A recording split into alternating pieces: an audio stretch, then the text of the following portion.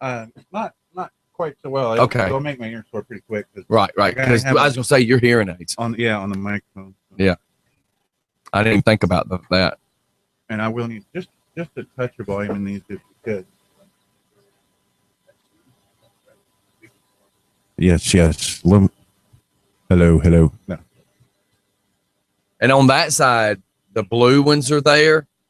Those may or may not bother you, but if so, there's a set of white ones on that bar right there you can grab and take over there too.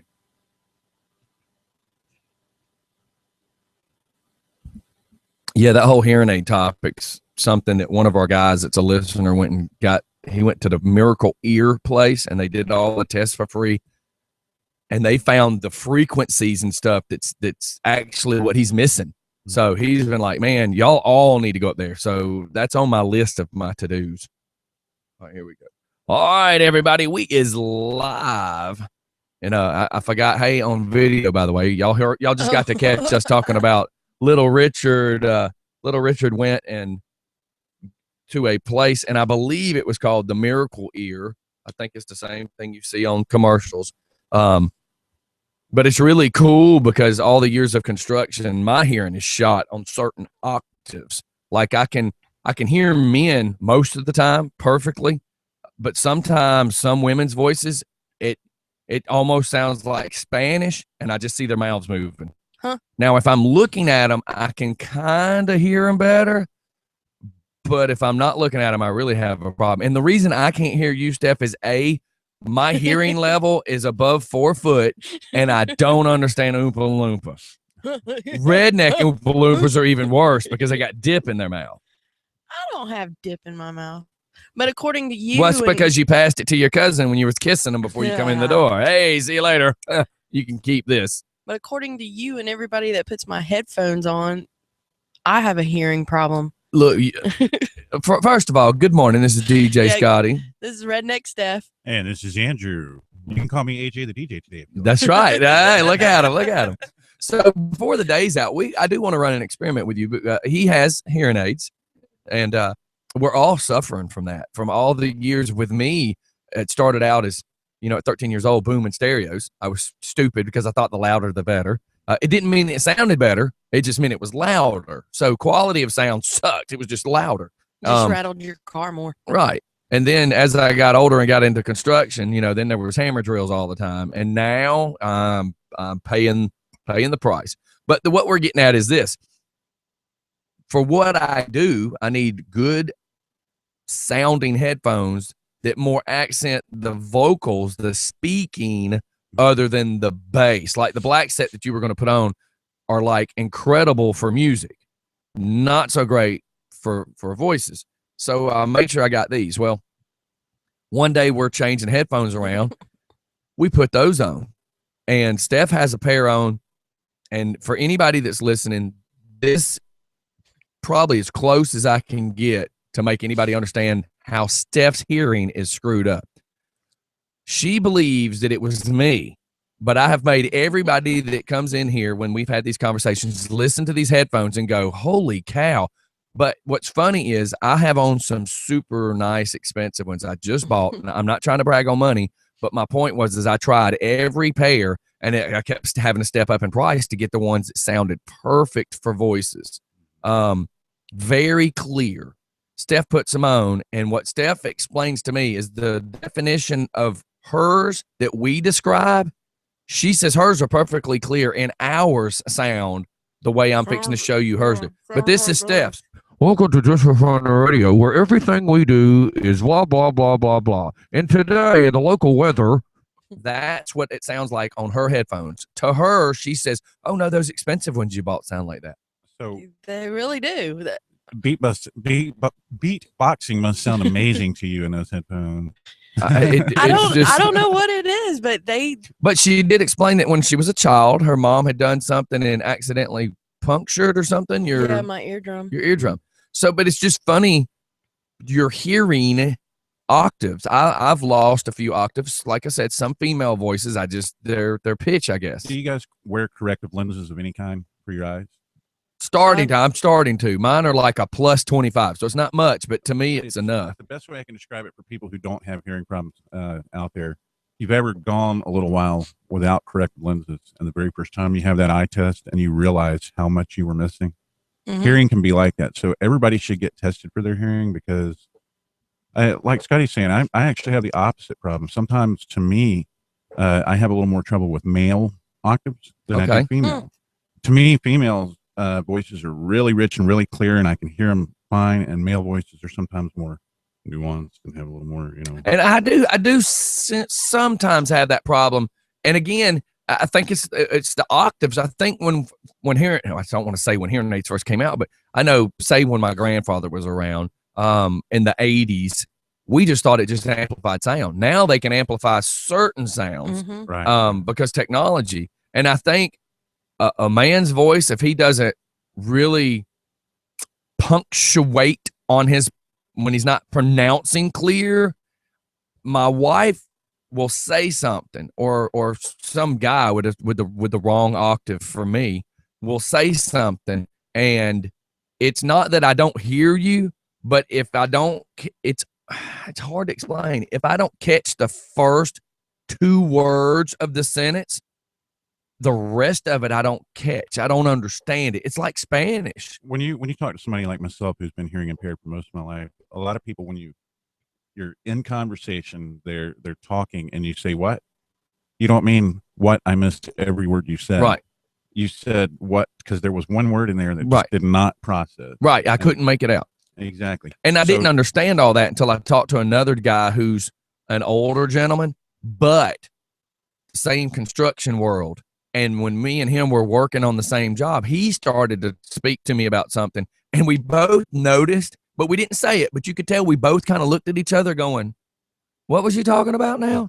And he's like, what do you mean? You didn't hear what I said? I said, no. I heard like the end of it, but the first of it was just garble. And he said, I have that same problem, but it's only certain voices. And I went, wow, I'm not crazy after all. Well, there's still open market on that decision, but I got my first hearing aid when I was 13 years old. So I've dealt with all sorts of situations where you just don't realize till you get into it that you're not going to be able to hear properly, Right. or you have to be in conversation with somebody, and everybody's gone through this, hearing impaired or not, where you ask a person, I think the threshold is 4 times what they said before you finally just nod and smile. yes, Mhm. that's happened to me more than I even want to admit to, because I did something, and God knows if the guy who's listening, if anybody's listening that I've done this to, I was sitting somewhere, and golly, for some reason I can't remember where, and that's no joke. Now, I'm not like trying to hide who it was. I just really don't remember where it was. But the gentleman was to my right, and he said something like 2 or 3 different times. I just couldn't make out. And then I finally went, uh-huh. And then he looked at me like, what is this guy uh-huh about? Mhm. But who was more embarrassed? Him because I didn't understand him, or me because I didn't understand him, I Which guess. actually goes into another thing. I'm not to sound self-centered or anything. This is just stating facts. I was part of gifted programs in school from 3rd grade on. Mhm. Tested at college level in 3rd grade. Really intelligent when I was growing up. Apply yourself and you'll do great things. Yeah. And it's odd because to this day, despite my advanced age and everything else, I can detect immediately when somebody equates me not being able to hear what they said to being stupid. Oh, yeah. yes. Me being hyper, they looked at me because 3rd grade, and I don't remember some of this, but my mother said it was happening.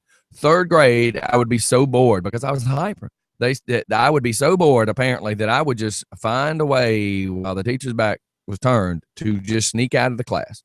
She said that in first grade that they caught me at the other end of the hallway because I was walking down the hall going, sticking my tongue out at people through the doors just to make them look over and get in trouble for laughing.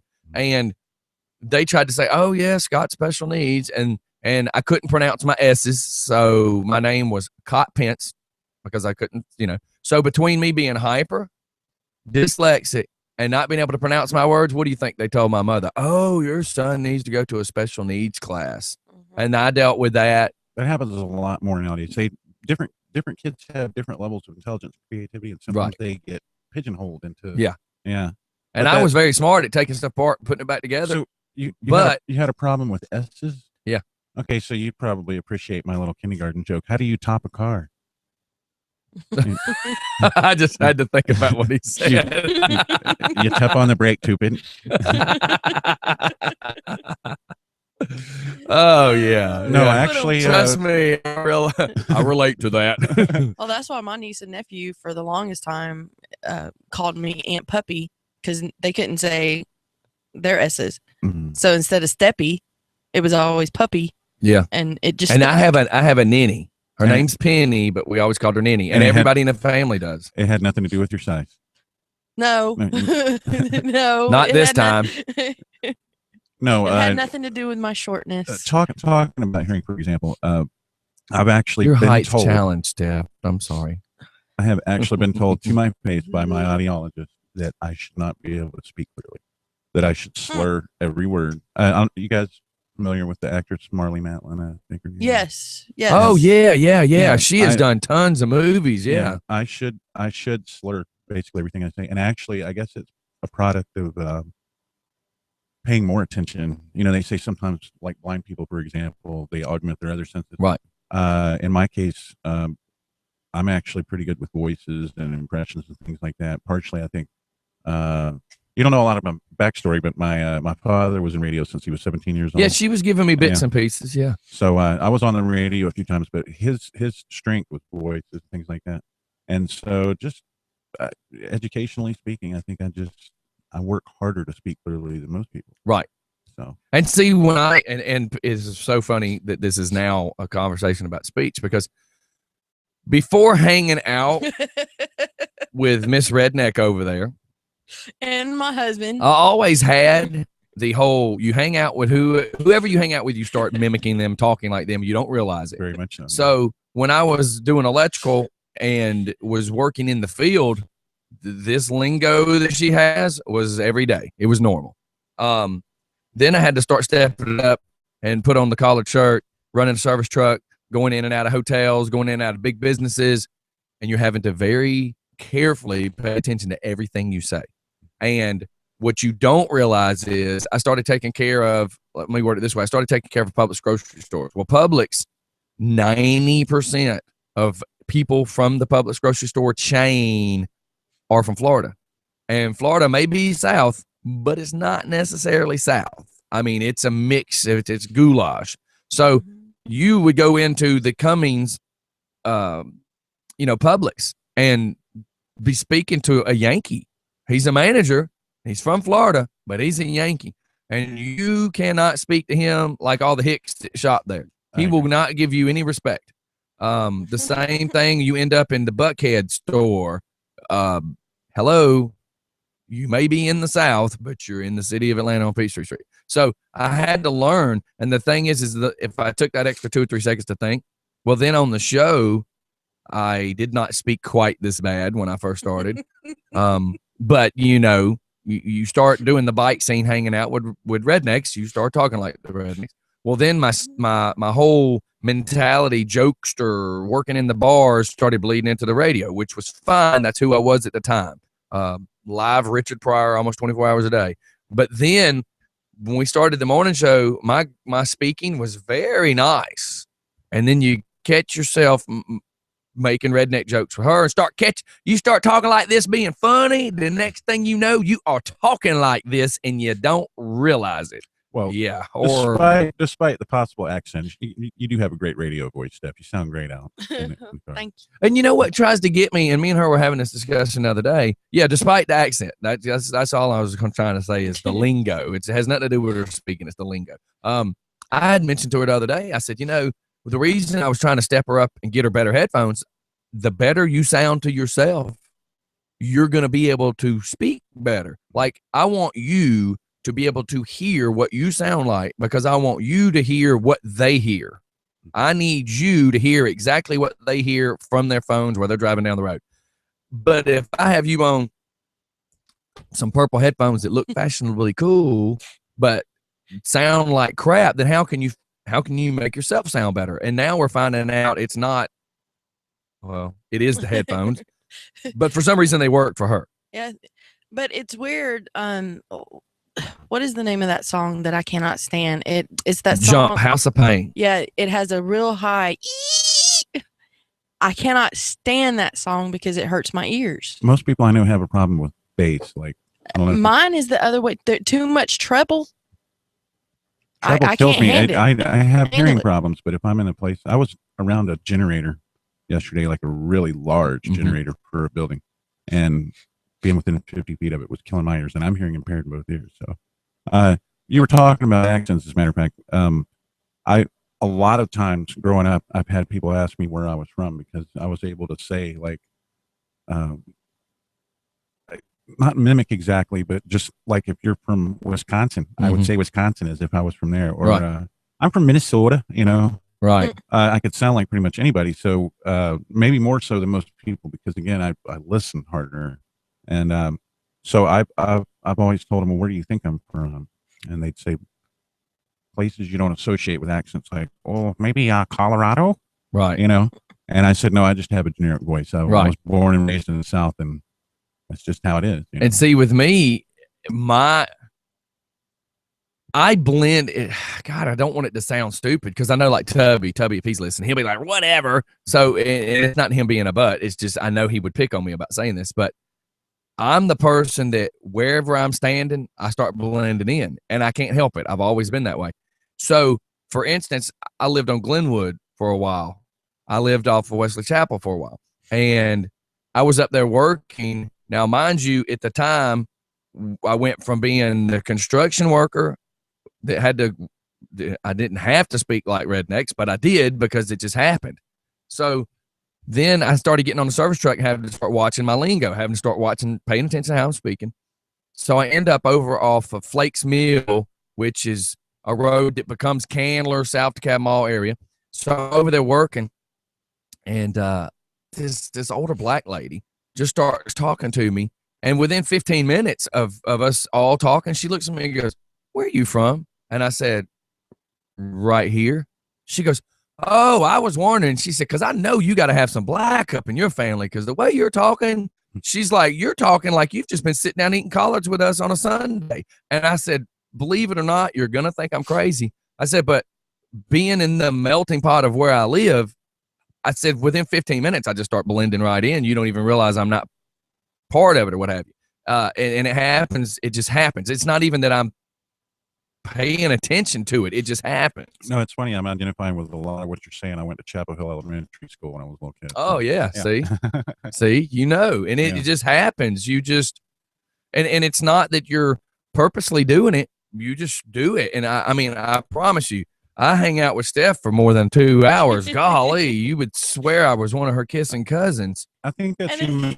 I think it's human nature in a weird way. Some people might say, "Oh, well, you're following the crowd," but I think it's actually the opposite. When you identify with somebody and you start sounding more like them, they're more likely to follow you. Yeah. So it can go either way. Right. And I told funny. Steph a year ago, I'm like, Yeah. "Steph, I'm going to make you a better talker, even if it kills you." Yeah, and she's he like, did. "A better talker, huh?"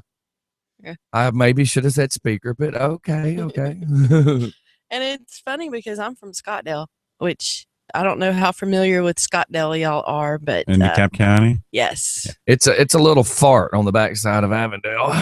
yes. I know in it's in between. DeKalb County. I've had It's- girlfriends from there, but Yeah. I don't know if I've ever been there. Well, the crazy thing is you've driven by there and you didn't even And know you it. didn't Like, know Yeah. it. like people joke about Porterdale, but when you go through Porterdale, you at least know you're in No, the scary Porterdale. part is I've lived in Clarkston, which I know is really close. I just don't know how Yeah, to get there. That's Clark- That's the Mhm. problem. Is put it this way: the part of you that says, because I lived in Clarkston, the part of your brain that says, "Hey, I just left Clarkston and I'm now in Avondale," No. you didn't realize that little shart between the two was Mhm. Scottdale, Yeah, because it's right there off of East Ponce and Valley Brook Church Street, and Church Street. Yeah, all Yeah, that little and connection. I'm one of those people that automatically, if we go downtown, I will not get lost. Yeah. I'm not. I was born and raised, in the area or whatever, and I know it. And I've been to Atlanta as a kid. Right. I grew up a lot in the city, so I'm one of those kids that as soon as I got from school, I could hop a MARTA and go to Lenox Square. And that's what we did. Little And Five people Points. people laugh when they discuss because, for instance, we're in Conyers, and these people will be like, "Hey, man, I need you to take, can you get me a ride to the airport?" And I'm like, "I can drive you to the MARTA train." Mm. What?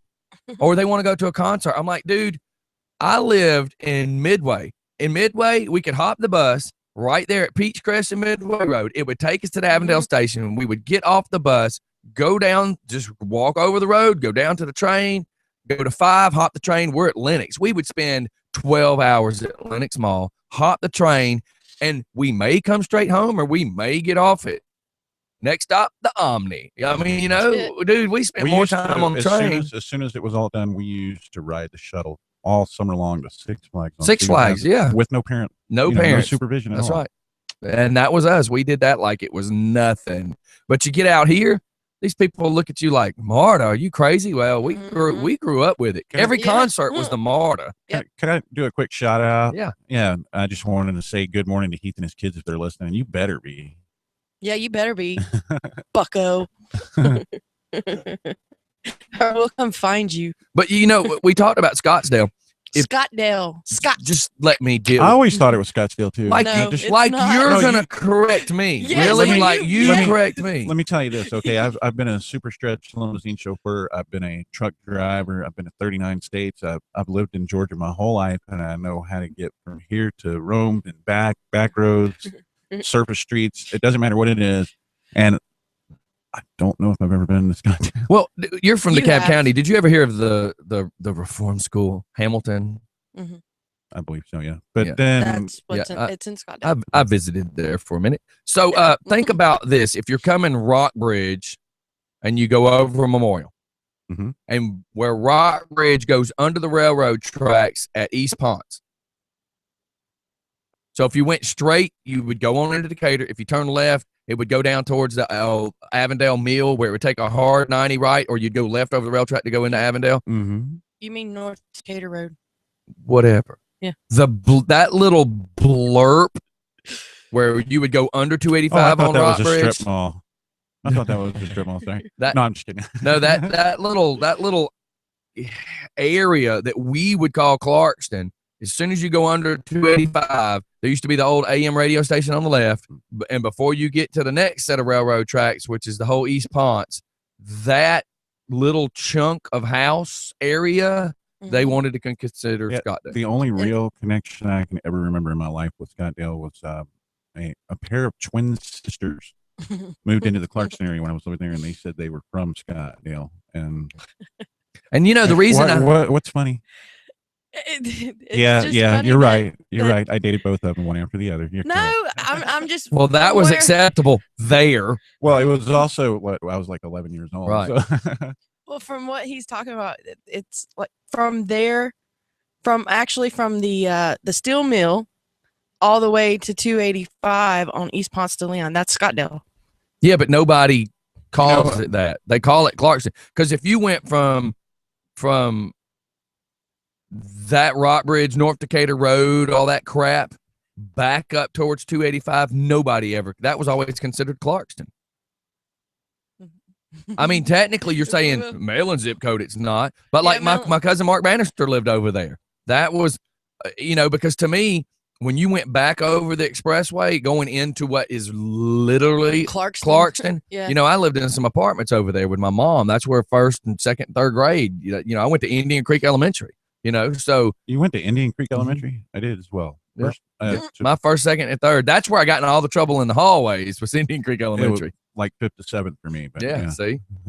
Yep. I lived, there was a road, if you were coming down the road that the high school, the college, and Indian Creek was on the elementary school, you take a North left. Indian Creek Way. Yeah. If you take that left and go down in there was there's like 15 sets of apartments down there, but two different ones we lived in that general area. Christopher Woods, Colonies. Christopher Woods is where we live. And Really? we lived in Colony East. Colony East was the white ones. Well, no, Christopher Right? Woods was the white ones. Was and it? the brick Okay. ones were Was Colony East. Yes, that's where we lived. We lived Colony East. Let's word it this way. I lived the brick ones from first grade to second, and then moved second and third to the white ones. Yep. That's Funny how crazy. we We're finding all kinds of weird things. Oh, yeah. in common. Yeah. Because I do remember, we're talking about your hearing. I remember the deaf schools to the right of Indian Creek Elementary. Oddly And my enough, daughter wants to actually, or was wanting actually to be a teacher there. oddly enough, that was before I got my first hearing aid, so I had no clue there was Okay. a deaf school there. Yep. There's Until I later. didn't know. Yeah. It was right across the street from the 7-Eleven. Because I remember when I went back to high school on the Indian Creek area, I went to Clarkson for about, I don't know, 6 weeks, whatever, half a term of school You know is. the part about that particular neighborhood that I remember the most is how times have changed. If you live in Conyers and you live in, not a built up huge commercial area, you live in a nice little residential neighborhood. You kind of stick to your own area. Right. When you're a kid, you need to get driven places. You need your mom to take you and stuff. When I used to live in those apartments that you're talking about near Indian Creek, we used to get on bikes and We ride. bicycled. God, Did dog, you ever yeah. go to Playland Arcade Yes. on Memorial Drive, Stonemont Plaza? How about this? Because I grew up on that area, all that was normal to me. Mm-hmm. So when I had to go stay at my grandmother's, my grandmother was in a wheelchair, so I'd have to go stay the summers with her or any spring breaks and stuff like that to help, just help take care of her because I was out of school and my mom worked all the time. Mm-hmm. So one summer, because y'all know this area, we hopped on our bicycles on Wesley Chapel, got on Covington Highway, went up Covington Highway to South Indian Creek to Rockbridge, down Rockbridge, left onto Rays Road to Memorial Drive to Stone Mountain Park on our bicycles. Mm-hmm. And we did that more than once. Mm. And my mother, we would call, because you only had payphones, we'd call and say, I need you to come pick us up. And I'm talking, I was like 6th grade, 7th grade. And my mom goes, where are you at? We're at the grits mill. She's like, the grits mill? Yeah. As in Stone Mountain? Yeah. How did you get there? Alien abduction. We Come rode get our us. bikes. I mean, yeah, but that's how we lived. I mean, that's the thing about us, the Cobb County people. Hey, We were used that to was that. back when it was still acceptable to ride in the back of the station wagon. Yes, or- David Green had an El Camino, and he would be cruising Stone Mountain, and we would put all our bikes in the back of El Camino, and that's how we got home a couple of times. Mom never even knew. Come that on, we Steph, left. admit it. You fallen asleep in the back window of a car, right? Going Oh down the yeah, highway. yeah. We used to travel to Panama City like that. Me and my brother Mhm. would be up in the back, or we'd be in the back of the truck. The You could- Redneck Riviera. Yeah. Yeah. And Joey's in the house. Like, how about a 78 LTD? I remember laying in the back window of the 78 LTD. My grandfather had this weird, I don't know what color it was supposed to be. It was probably supposed to be black, but the sun had bleached it to green. He had this green plastic cat with the fake velvet and the bobbin head. And I would lay in the back window of this LTD on the way to Dairy Queen. My dad was not quite as big a car guy as I would consider myself. So he did it one time on a Ford Thunderbird. But it was like the 75. It was like the back seat and the front seat both were so big. Yes, Today you would expect them to be high to bed. that's right. See, my grandfather had the LTD. This grandmother that lived here had the Thunderbird, and my mom had the Cougar. Well, the Cougar and the Thunderbird, but same car. Yeah, Cougars. And listen now, so you say your dad had the Thunderbird. Mm. So let me paint you an image, because I swear to God, you got to get this. So you remember how wide those cars were. Oh, yeah. My mom's a little lady, and I always make the joke about my mom's wicked backhand. And you can visualize this car. So my mom's driving. My mom was, little bitty thing, barely 5 foot tall. And I got smart one day, and I was leaning up against the passenger window. I had my long hair, my leather coat on. I was being a real ass to her. And I said something, and the car never swerved. But for some reason, under my right eye, between my ear and my nose, my mother's right hand and fingernails and the ring could pop me under my right eye, and the car never swerved. She could lean as far over in that car, tuck her hand up, and pimp back slap me on my right cheek, and the car never moved. And I would literally look at her and go, huh? She said, say it again. That I'm car- like, son of a That gun. car was like 12 feet wide. I'm telling you, it had some hell of power You're steering. talking about the LTD. We had a 79, I think it was a 79 Thunderbird. Yeah, and that's where we're Huge going. That's Car, the same dude, body same style. type of car. Yep. I mean, huge. Yep. And I remember the windows were stuck. They wouldn't go down. And my dad was like a heavy smoker. Hence the Oh, my voice. That's God. probably where I got the voice That's from. probably where you. Yeah. So it's always filled with smoke. Born and bred. Yeah. Smoker's voice. Yeah. No, but exactly. that's like the B-52 song. Get in the Chrysler. It's as big as a whale. Yeah. Yes. Yeah. That's the way they used to make them. That's right. That's right. I remember still in that car because we still had it when I was a teenager. I remember still in that car when I was like 14. How about this? That LTD was given to my father, my real dad, when my great grandfather couldn't drive anymore, so they gave it to him. No exaggeration of the truth. An old man ran a 4-way stop sign and hit a lady, but then rear-ended my dad. And supposedly this truck was like 50 miles an hour when he hit my old man. And the trunk was, we called it the mafia trunk. It was so big that when it caved in, the truck's bumper went over the LTD's bumper. So it took the tail lights and moved everything forward.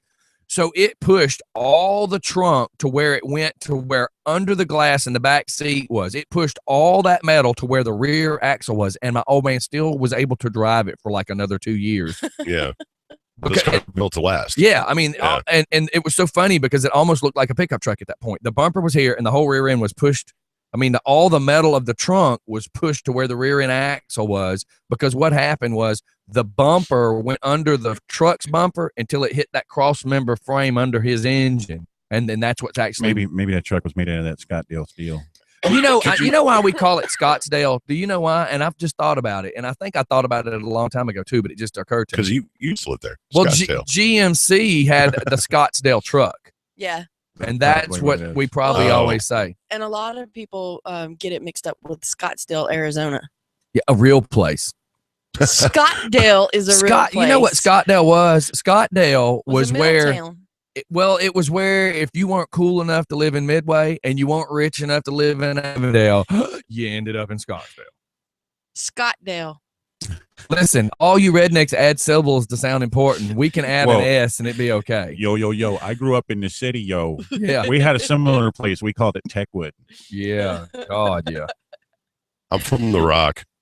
Born, not born, but grew up in the Rock. So And what I find funny is when I moved because once we made it to Harrison, because we just kind of went down Covington Highway. I mean, basically every time we would move. I mean, I lived off Panola and Covington Highway for a while. you just kept going east. Yeah. Yeah. And we made the joke that when I moved to Snellville and I started talking to people like, where are you from? I said, I'm on the other side of the rock. Because back then, when in the I would call it what, 93, us on the DeKalb County side, we didn't go on the other side of the rock. We would go east and west, but as east as we would go would be Stone Mountain. Yeah. Hang on one second. Just for fun radio. Oh, hang on. I got to unmute you. Are you there? Yes. Hello. Can I help you? Yes. I'm not going to stay on the radio for long. I just wanted to thoroughly apologize to Stephanie and Military Mike. Well, Mike's not here And- today, but you don't owe anybody any. I'll take any Mike's apology.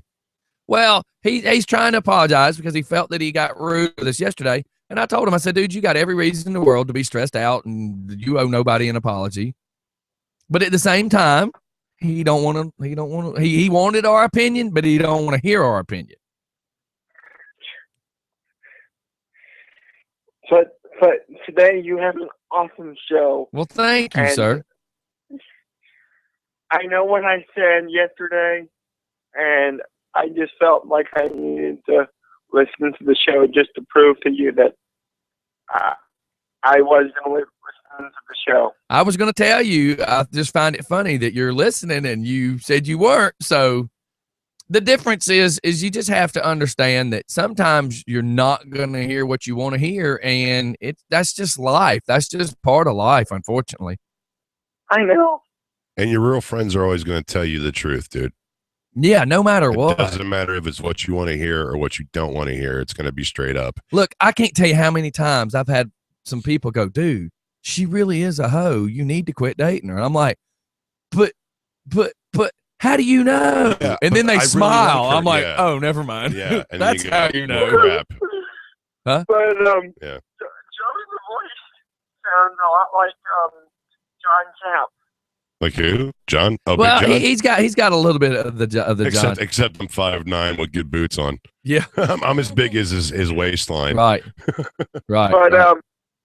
oh, so does, Yeah, but John, I don't mean it to sound funny. John tries to make his voice sound. Deep. Yours is natural. Yeah. You ought to hear me when I wake up in the morning. Does the voice fill in for your intern when he's not there? Well, the intern has got to go work on getting some tag stuff. He bought a car, and the tag crap has got him screwed up, so he's dealing with getting his Yeah. tag fixed. I just pop in and sit in every now and then. And why didn't Will Sam right there this morning? Hospital. He had to go to a doctor, not hospital, but a doctor appointment. Had to get those meds refilled. Well, Mm-hmm. I just wanted to know if we are still good or what. And you still have an awesome show. Well, thank you very much. Thank you very much. And you're a loyal fan and loyal listener, and we appreciate that. That's exactly right. All right, man. Well, let us cut out of here. I know I try since we started back at 7:30. I try to go 7:30 to 8 with no commercials, just because we're catching that crowd that's driving to work. But I really do need to take one. Okay. Thank you very much for listening. Thanks for calling, Drew. Later, man. All See right, you, have a dude. great day. And you have a just for fun day. Thank you, Oh, sir. we We'll will. see you later.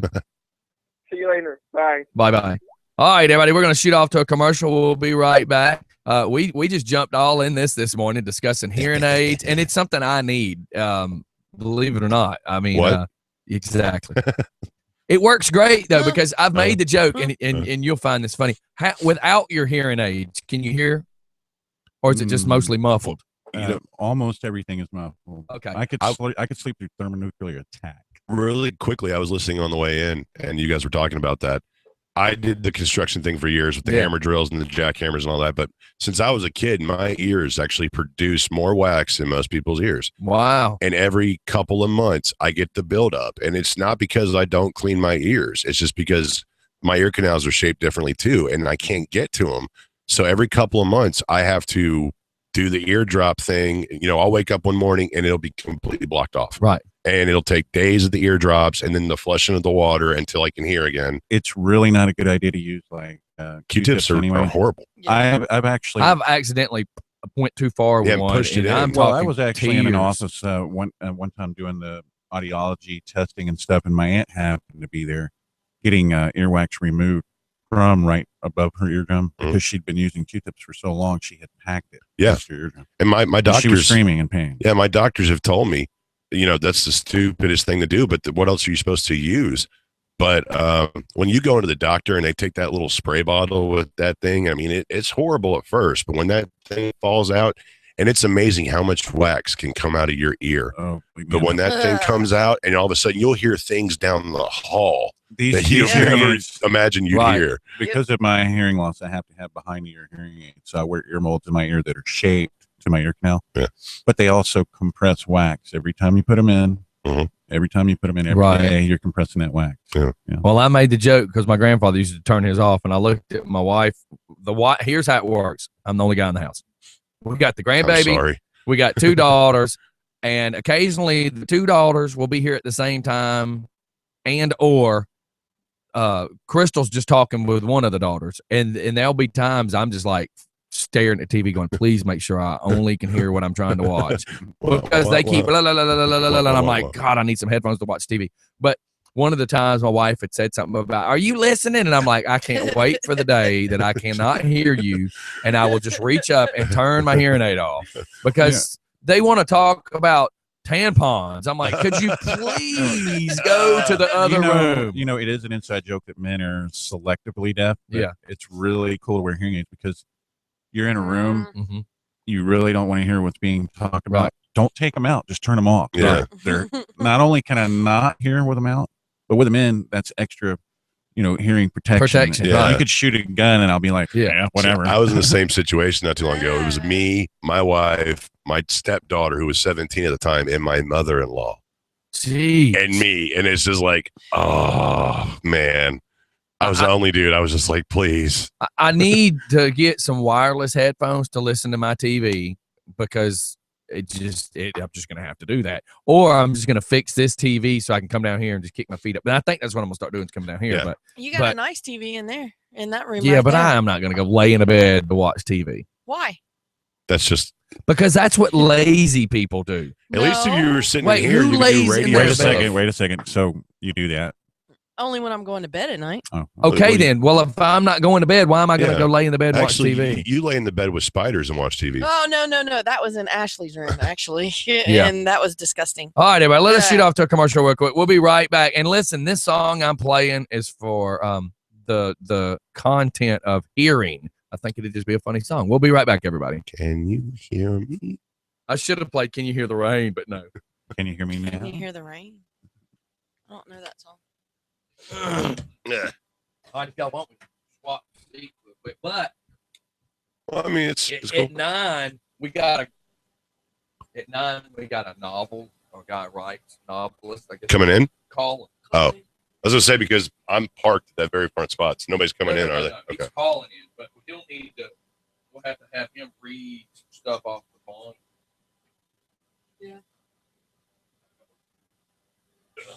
Well, you did that.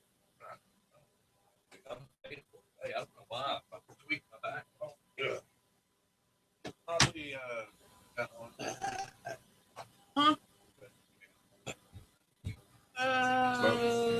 We should. Yeah.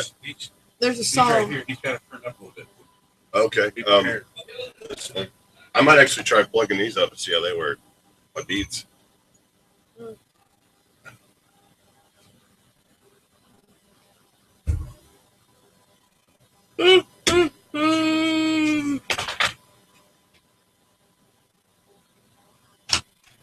I was gonna say Joey ended up wearing the black one anyway, and I'll put the white one there.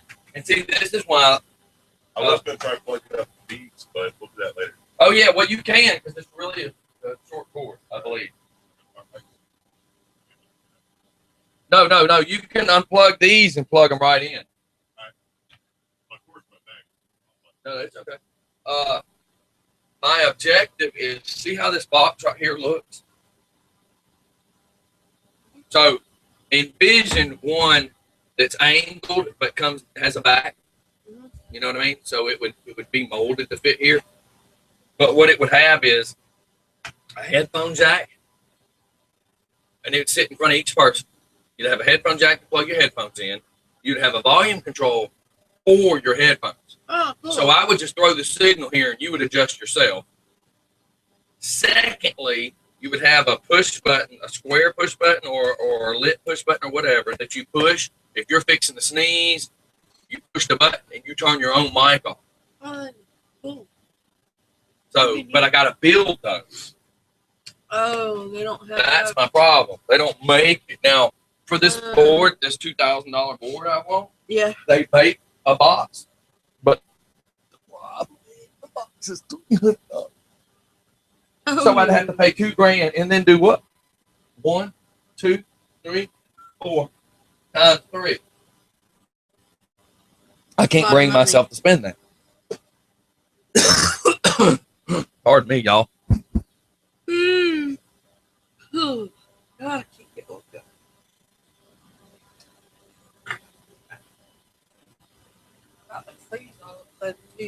But what?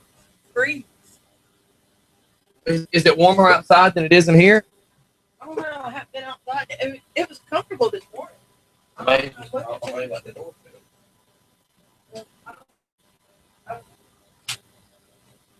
But they're out there smoking. It's a little cool.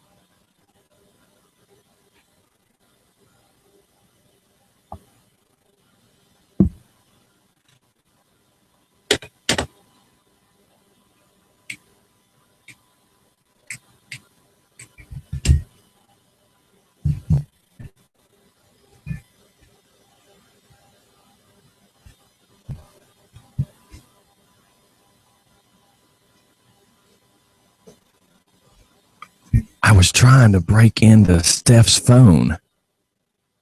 I was going to tag her in to like Swinging Richards, which is the male strip club. Shh.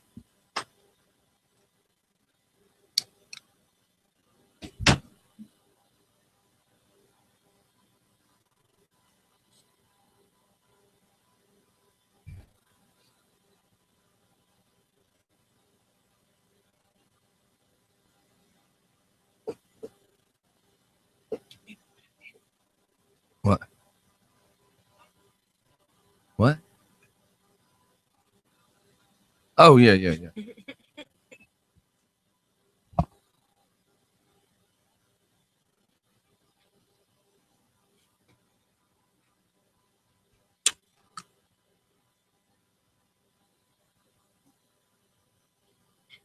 And I was when we were talking about here earlier, I was gonna tell you that my earbuds that I use, as crazy as it sounds, Headphones. as crazy as it sounds, I put those in and they sounded muffled. What? My earbuds Your earbuds. that I used. Wait. Have they always sounded muffled? Well, actually, these were a different kind. These were the Maxell. Okay. Question. Have you ever used them before? One other time before, and I couldn't remember. Okay, that's why I was asking. That's the whole reason I was asking the way I was asking is have they worked before and did they work decently before and now all of a sudden, because if they're just now all of a sudden not working right, means they may not be it may be that let me get the wording. It's not that they may not be working right. It may be that something has happened to your hearing is what I was getting at. Well, Travis said they were fine. He put them in. Yeah, I understand. And I was like, and because he was talking about that y'all were playing with me. I said, I don't think they were joking around. No, we're not joking. Why would we joke? I don't know. He thought, but that's what he said, that y'all were just messing with me. No. I said, no, I Hello, don't why do you they're think I messing kept with getting me. more and more people to put the headphones on so I know it's not just me? I know. But it was funny. And then he put them on and I said, so are you used to just messing with me? And he said, no, they sounded fine to him.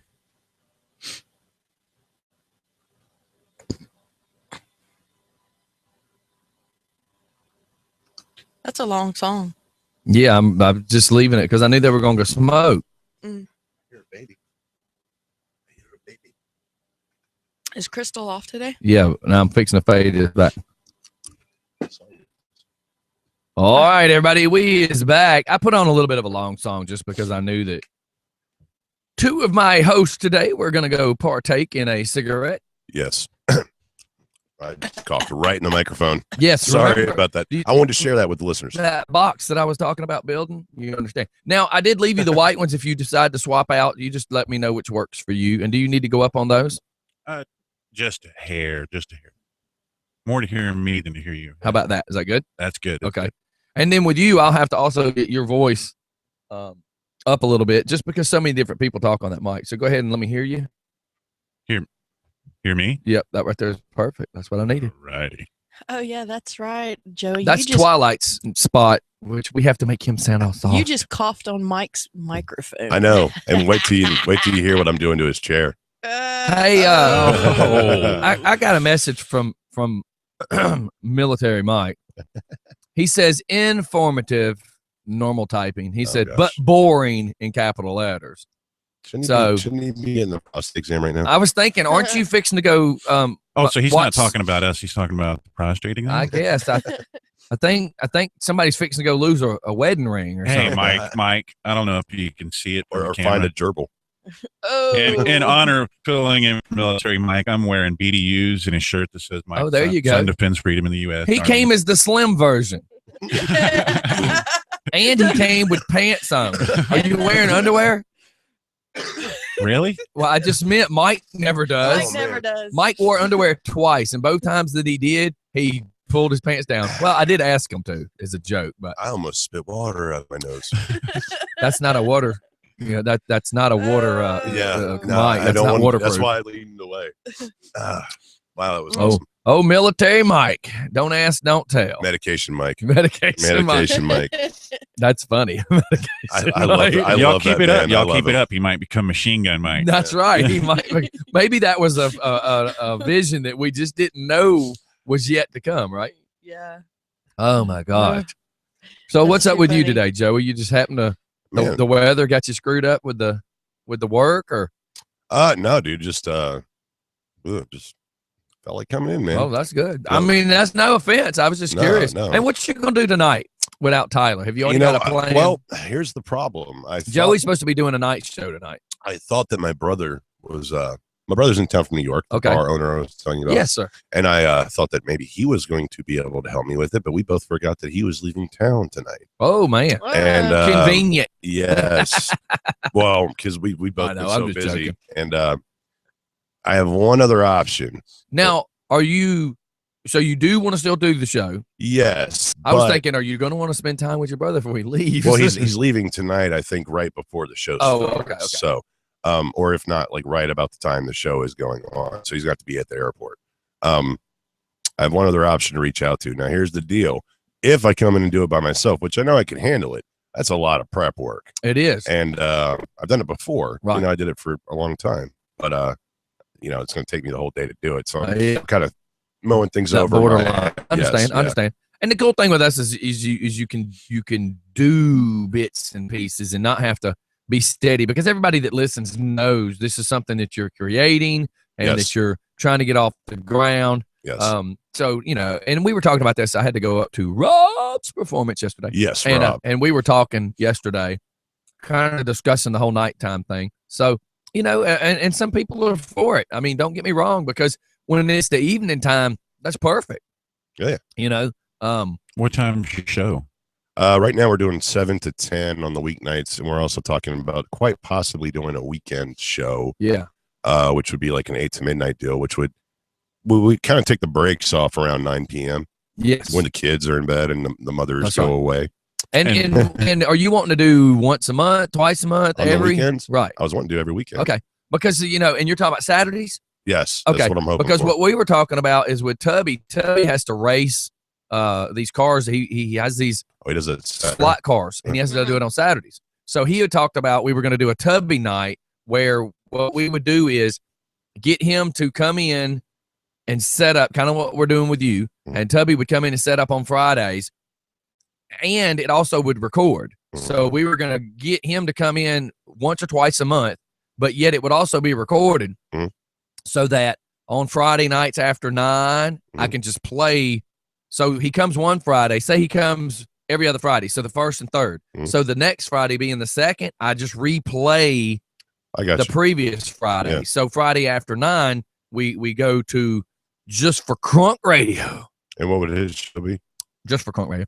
He was the DJ at Ozone and Down the Hatch. Ozone, and God bless however, that other place. I think it was just the Ozone when he was there, Man, Um, I spent many a crazy nights at that place. Jeez. AKA the Hozone. Yes. And then wasn't it the place with the little hotel next to it? Yeah. Oh God. Somewhat Oh God. right down the road, I right down the vaguely Clone. remember that place.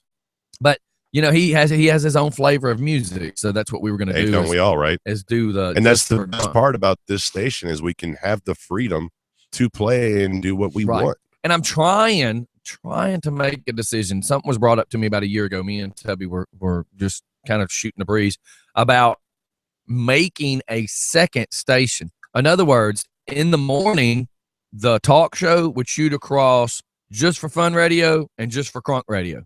It would be the same scenario where we are right now. It's just my input would be this show inputted on to both On stations, two different two different stations, apps, two different apps. websites. Yeah. That'd be Um, easy. And then after that, we literally would turn the camera off, take this station and go back to normal music that businesses can listen to. Yeah. And then Just for Crunk, which would be borderline PG-13, most likely not 100% PG-13. And that would be just a station for people that want to listen while they're driving down the car. Because I have to keep the one that is my business one like this that can be played everywhere, Yeah. and people can listen to from cubicles. And then Just for Crunk would be not necessarily all club music, but upbeat, you know, old 95.5 The Beat style. Yeah, yeah. And still run my same commercials on both stations. The sponsors would be, it would just be another avenue. Good and thing, it's something too, I've been talking about Is for a with the while. technology available, Right. it will be very easy for you to do. Yeah. And man, it wouldn't be a stretch. And it is not. It's just money right now. And I was explaining yesterday because, you know, when I had that black computer, the i5 that died on me months ago, I've been running my station off the laptop, and I've got the Mac, and I'm trying to get changed over. And because we now run video, I've had to learn my lighting. I've had to learn my video. So I've not completely been changed over to the Mac yet. I haven't got changed over to the Mac. So a lot of people are like, man, you seem like you're a couple of months behind on what you're doing. I'm like, well, it's because I've taken on other things. Like, I've not been able to just solely do the Mac. I've had to get my lighting boxes built. I've had to get my video stuff. I'm dealing with new programs for the video. So now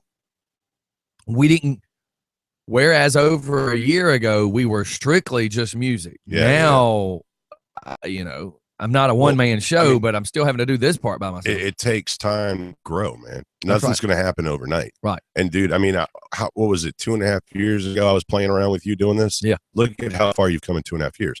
But you were Dude, doing this, let me what, tell 2 you. years before that? 4 years ago, I've got a video. You were in that- a bedroom in your house at Norris Lake. That's right. I got a video I was showing Twilight, and I said, let me show you where I was and where I am. And to know my studio looks better than 92.9 The Game studio is pretty cool. Let me tell you something. When I worked at Clear Channel, your studio, compared like when I did my show for the HD station, the little crappy studio they put me in to do my show that came on Saturday mornings, you know? Yeah. I mean, yes, the equipment was great. Right. But I mean, like, it was just like with all the money they had, like half the board did not work. Yeah. The lights didn't work on the board. I mean, yes, the computer system was great. Right. They still had reel-to-reels in there. Look, John Cap said it. John Cap said it best when he said it. He was sitting right here, and he said, let me tell you. So I get the phone call about coming to do this. He says, I'm thinking podcast. And podcast like an insult to me. Yeah. You might as well call my mama fat because that's where we're going to be. So he says, so I pull up in the driveway. He says, I see all the cars everywhere. He's like, and I see a bus. He's like, so maybe this won't be so bad. He said, but then I'm starting to walk around the house, and he says, this dude's probably gonna be in his underwear, sitting on a couch talking into a microphone. He says, I get up to the sliding glass doors, and he says, then I open the doors, and I'm thinking right as I open the doors, here we go. He says, then when I stuck my head through the curtain and looked in, he says, I was just like, oh my God, this is a full studio. Yeah. So, you know, a lot of people that pull up to the house that have never been here probably think they're going to get murdered. Right. You know, they're like, wait, he wants me to nothing walk against where? your house. No, but no, it's I like, mean- you know, this is the radio station. Right. You know, but I mean, it everybody that's walked in here it's is more than meets blown the away. eye. The Like, very first yeah. time we walked in, I saw the lighting first, and I was like, wow. Yeah. Last night, one of my friends who she's in between jobs. She needed to use the computer to type out some job application stuff. And we had the regular overhead zone. And for anybody, if you can't tell, I've got a remote. And I told my wife, I said, when I tell you to turn the lights off, and as soon as the lights was off, she sat here like this for a second, and then I hit the switch, and she was like, holy cow. And I'm like, the lighting, I've went through a lot of effort to try to get this lighting perfect. And I had that conversation at Rob's yesterday because Rob's sister is now doing video where we're live video. Ours is live that gets recorded. Hers is just recorded video she uploads. But I'm like, look, she's doing makeup. So I said, you got to get your lighting right because that'll make a break. Oh yeah, your makeup job. And you know, also too, you have an ace in the hole, or let me say, you have a Billy in the Please don't put nothing in my hole. hole. Speaking of Mike, Speaking of Billy, Billy had his kid yesterday. I know, I saw that. Congratulations, Billy, if you're listening. Super He's job. got 2 now, right? Yes. Wow, dude. Yep. You know, everybody I know is having kids, and I'm just having a midlife crisis. I don't know. Well, as people said about me and Crystal, well, are y'all gonna have kids? And it's like, no, I can't. She can't. We're okay with that. And they're like, but, and I said at the time, mine was 17 and hers is like 14. Yeah. And I said, well, actually, mine was 16. Hers was 14. They're 2 years different. But my joke was, you know, we'll have grandkids soon. Yeah. And on top of that, my wife's older children have already, one already had a grandchild. So it's like my wife was already a grandmother when I met her. And then now there's 4 grandkids because her son spit out one, so to speak, and didn't figure out what caused it and had another one. Did figure out what caused it? Yeah, really? I don't think he figured out I what can tell you what caused it. caused it. So yeah, there's 2 babies with him, and now we have Zaylee. So her oldest has 2, and we have Zaylee most of the time. But the point being is, why did I need to worry about having kids? Because we got grandkids. Yeah, and the best part about grandkids is you can give them back. Well, sort of. Yeah. In most cases, In you most can. cases. But like me and Marianne, her kids are grown, and I keep telling her, she's always like, "Are you sure you don't want kids?" I was like, "Honey, if I want kids, we'll get a monkey." I mean, I've looked into it. I've researched it. I mean, licensing and stuff. We could get one of those little spider monkeys. It's just like having a kid. It really is. Yeah. Yeah. I mean, So Except for a kid can't give you rabies. apparently, they could actually. apparently, Steph and Redneck Steph and Military Fart Pops are carrying on like a crazy text battle that I'm not aware of. Military fart pops. But he says, out of whatever their jibber jabber is, the only one thing he said matters, and is only one thing he said funny, and it says, "Tell him not to change my butt prints in my chair." Tell him I can't do anything to this chair. It smells like sweat and shame. I mean, it's already been gorilla taped. You know what I'm saying? Once you have to start taping the chair after Mike said in it, that should tell you something. It's like it's been tainted with Mike. Is that to hold the foam in or to keep him out? I don't know. It's like, if Mike ever leaves this show, you're gonna have to burn his chair. What is it when you say there's gorilla tape on the seat and he says that he has monkey butt? Is there are we A correlation there? Is there something there that we're not Maybe. sure of? There Wow. could be, he could probably sue Gorilla Tape. Again, I'm having flashbacks of Pimp My Ride. No, you don't put tape on the car, right? That's right. What's up, Mike? Oh God, he said, "I'm moist. Get some." Is he in the waiting room right now? Is he? I don't know. Could you imagine him now serving middle finger? Now serving middle finger, and he's like, "Ooh, that's the one I want." Oh my God! So we're at 8:35. Any people that would like to call in, please let us know. Hey, what kind of news stories you got, Steph? You got anything? Because I didn't get a chance to do any prep last night. But Hey, before we go, I wanted to touch this because we'll lose this. DJ Kid, is friends with Tubby. He said, Kid always said, "You're DJing in a closet at Clearview." Is that something? Clear Channel? Clear, yeah, that would be Clear Channel. Yeah, because there's. So what do they have? Like something the usually, size of my bathroom? Pretty much, because what it is there's usually for each station, there's like 6 or 7 stations in the building, and they're all on one floor. There's usually one big studio per station, and that's for the main shows running. But all the extra production work has to be done in these little small studios that are the size of like your bathroom. Wow. Yeah. I've seen a picture one time of a friend of mine that was doing the voiceovers for commercials. Yeah. And literally it looks like a jail cell. That is Yeah. the only visual to give you. And like The desk is like looking at the cot in a jail cell. Yeah. And if you look at where a toilet would be, was where some computer type stuff would be. Yeah. And on her desk would be a mixing board and a mic. Yeah. And then there's the door. Yeah. That's This was- it. This was my experience with my dad growing up when I'd go on the radio. With Yeah, him. you We were would doing it have, too. You would have an absolutely superhuman board. I mean, just Yeah. gorgeous, high tech, everything. But yes, they still had reel to reel. yeah. And it would be in a tiny, tiny little space. Yeah. I mean, Wow. the board was what the room was for, not for you. And my first station, my first room was like an 8x8. Yeah. And we squeezed in 2 desks, two computers, and 4 people. And then when I got here, we started out with, me being a little closer to that wall. And there's one of these tables. Yeah, right? we had one table similar to this. And literally where that light box is hanging was the furthest we went. And we just kept growing and growing and growing. I think your studio shows a lot of forethought, to be honest with you. I love the way you have your technology and your monitors, everything set up. but you've got so much space for your guests. Yeah. I mean, it's Well, what happened is we brought in, no joke. This is what taught us the lesson. We brought in Big John. We brought in Luke Gallo Mhm. and He's a big boy. his wife. His wife. And when Amber. they came Amber. in, we hadn't changed to this table yet. But what we had was 6 foot by 6 foot. And by the time John was there, Luke and his wife was there, I was whoever was here, Stephanie was here. We were just like, holy cow!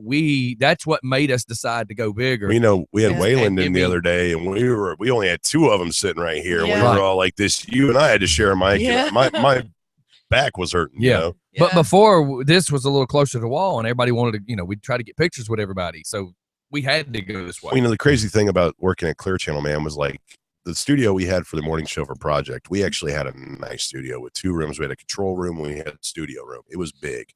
It had windows. But if you spent the whole day at the station, if you weren't in that studio, you didn't know what time of day it was unless you saw a clock. Because Wow. it was like being in prison. Hmm. Yeah. And see, you what walk I'm out, and the sun after- goes out, and you're like, oh, wow, the sun's out. Right. Yeah. What I'm after is this room is 13 feet wide by 40. My goal would be 16, 18, but I keep telling everybody I want 20 by 20. Because the table alone's 10 foot long. Yeah. I'm like, I need a 20 by 20 space to do what I need to do.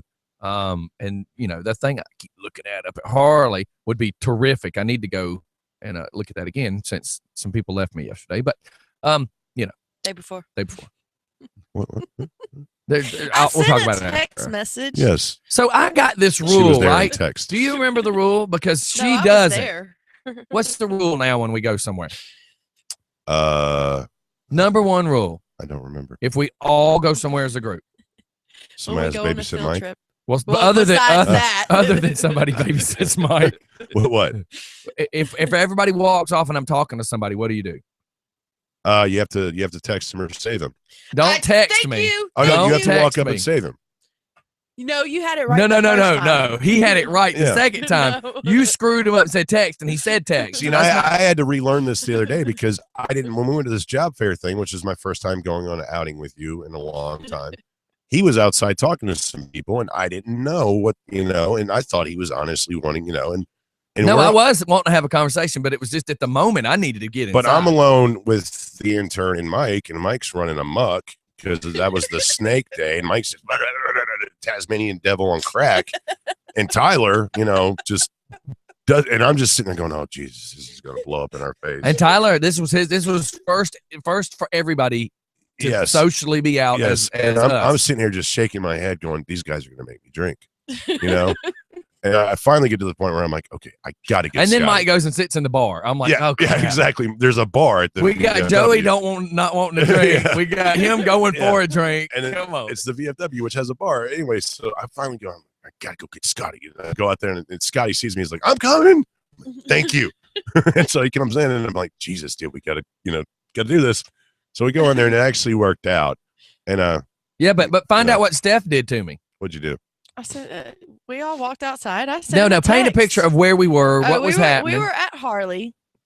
We all went back into Uh, Harley one more time. Yeah, he wanders over because he sees this guy come in that he knew. So Tyler, Mike, and myself are sitting there talking to one of the salesmen, and like I said, he goes over and is talking to this guy. Mike says, "I'm hungry. I'm bored. Let's go. Let's leave him."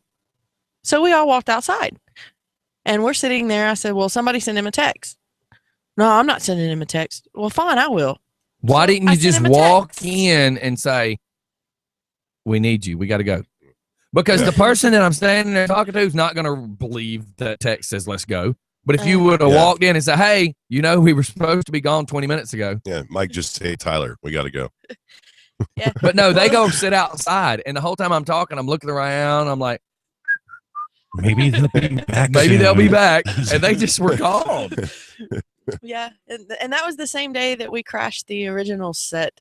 And Mike was about to throw down Jesus on the people that was set up to be. Because have you ever watched the originals? No, but I saw you post that you guys went there. What is that?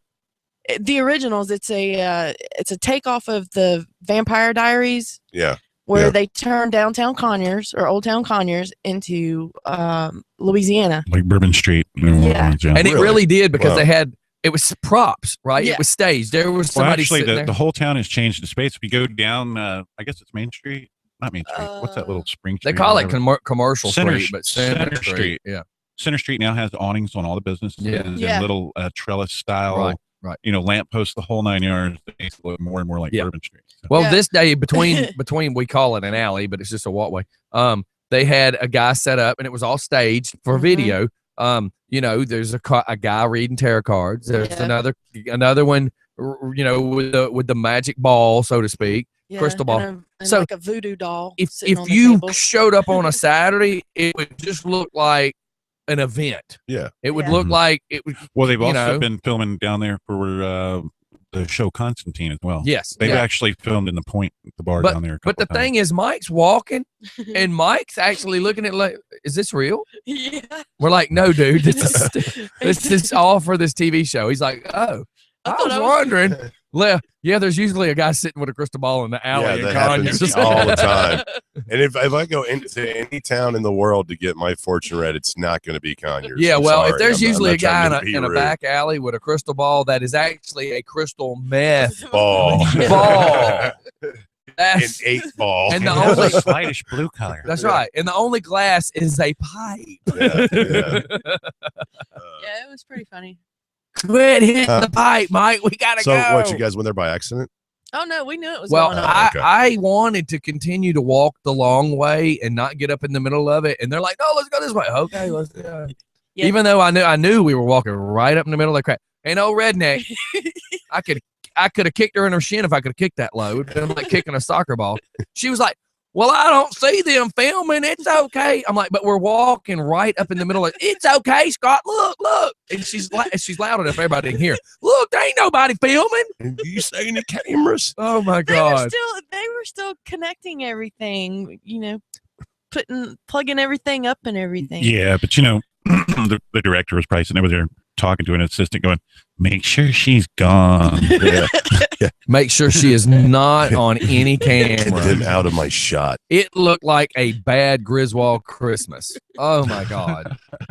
I got Uncle Fester behind me. He's walking too slow and he's mad at me because I walk too fast. I can't help it that long legs and whatever your things are don't move as fast. His panda feet. His panda feet. He was mad at me. And I'm like, dude, I'm slowing it down. He's like, you're not slowing. I said, dude, I just kicked it in neutral for you. You can catch up. And I was first. I was in the lead. Because I had to stop for the handicap. Yeah. So the other handicap thought she was winning the race. Yeah. So, anyways. Well, So I what was the else do we one that got? led us through the set. You're the one that caused us to go through the set, dumb. You didn't lead us through anything. If she's leading and you're following, you got a problem. No, we were letting her go first. Because if anybody was going to look stupid, like running through the rattlesnake den first, we wanted it to be her. And then you go stop. Hey, and Well, I figured if we went around a corner and a big security guard started to tackle somebody, let him tackle her. hey, the cops let us walk through there. They didn't care. They don't care. They're getting paid to sit in their car just to stop, traffic. Yeah. Except for Mike hollering. Oh my God. We're walking past a City of Conyers police officer sitting in his car, Yes. and he yells out, "We ain't got much drugs." Oh God. yes. And he's like, "What? Yes. We don't have a whole lot, just enough." I mean, I'm like, "Oh my Do God." you realize though that when you take him on I know I appearances do know now. in the Yeah. bus I and do like you know. guys are wearing shirts and like this is I love the guy. If But- if it wouldn't make fun of actual special needs people, I would like to get him a shirt that points up and says "I'm with special." But I think it would be wrong, to do to actual Or get- real. I see how special. the show works now. When people are here live, Mike makes fun of them to their face, but you guys, when Mike isn't here, make fun of him. Oh, his we'll do face. it to his. No, we'll do it to face. his face if we get a chance to talk. Yeah, That's the thing. We You're don't have a gonna chance to stop. talk. Yeah, that's a good point. That's a Yeah, good point. we never Yeah. get a chance to talk. When I come in and Mike's here, it's like I just sit there and Plus, he's listening. you Mike's know, listening. never he'll get a be chance to he'll talk. be texting some FUs here in a few Oh yeah, seconds. he might even call. Yeah, he said he would. Well, I saw that. No, I just he saw said on, he on, would come on by. Facebook that he's at the VA, so he's gonna have a lot of downtime waiting. That's right. Yeah, so he'll probably call. Yeah, but he'll probably be sitting in the same section all the other snoozers are going. 43. Dang, man. You know, I'm 79. growing up, my father had to get a lot of treatment at the VA, and that is one scary place to go, man. I'll tell you what, you see some interesting folks there, I had to work there a few times, and I just ran in, did what I had to do, and got out. and it smells like a combination of like poop, vomit, and Clorox. And that's all in one underwear. Yeah, exactly. Oh, it's horrible. Blech, Yeah, That's nasty. yeah. It's a shame how they treat our veterans. Do all the chairs have Gorilla Tape on them? Mike's going to go in there with a roll. Hey, you need to fix this. It's what I do to mine. No, I actually had to fix that one because somebody brought it in and it was just kind of blown out. So Who brought it in? I I can't think remember. Waterhead did. No, that Oh. one's Waterheads. He Oh, actually that one's hates that one. He prefers that one. Oh. And I'm trying to figure out, you know, you think of old slip covers for couches. Yeah. And I'm trying to figure out Yeah, they make 'em. if I can just get like a large black pillowcase to slide over the back of that one and that one, just because to me I need all black chairs. Yeah, And it needs to look kind uniform. of screws up the vibe. Yeah. Yeah. But everybody sits differently. Like I know my back, and you know, Yeah. everybody wants a different. I lean Feeling chair. forward, you know. And that's a good comfy chair. It's just not made for a man. It's to me, I feel very confined sitting in that one. Yeah. So what we got? You got any news stories, Steph? You wanted to talk about Ferguson earlier. Yeah. Oh, yeah. Sorry, I was answering Good one. Jacob here. Yeah, apparently there was a protest last night, and there was 2 St. Louis County police officers that was shot. One was shot in the face, and one was shot in the shoulder. And they were simply shot because they were police officers. Yeah. Ferguson, man. It's that's a messed up situation. Yeah.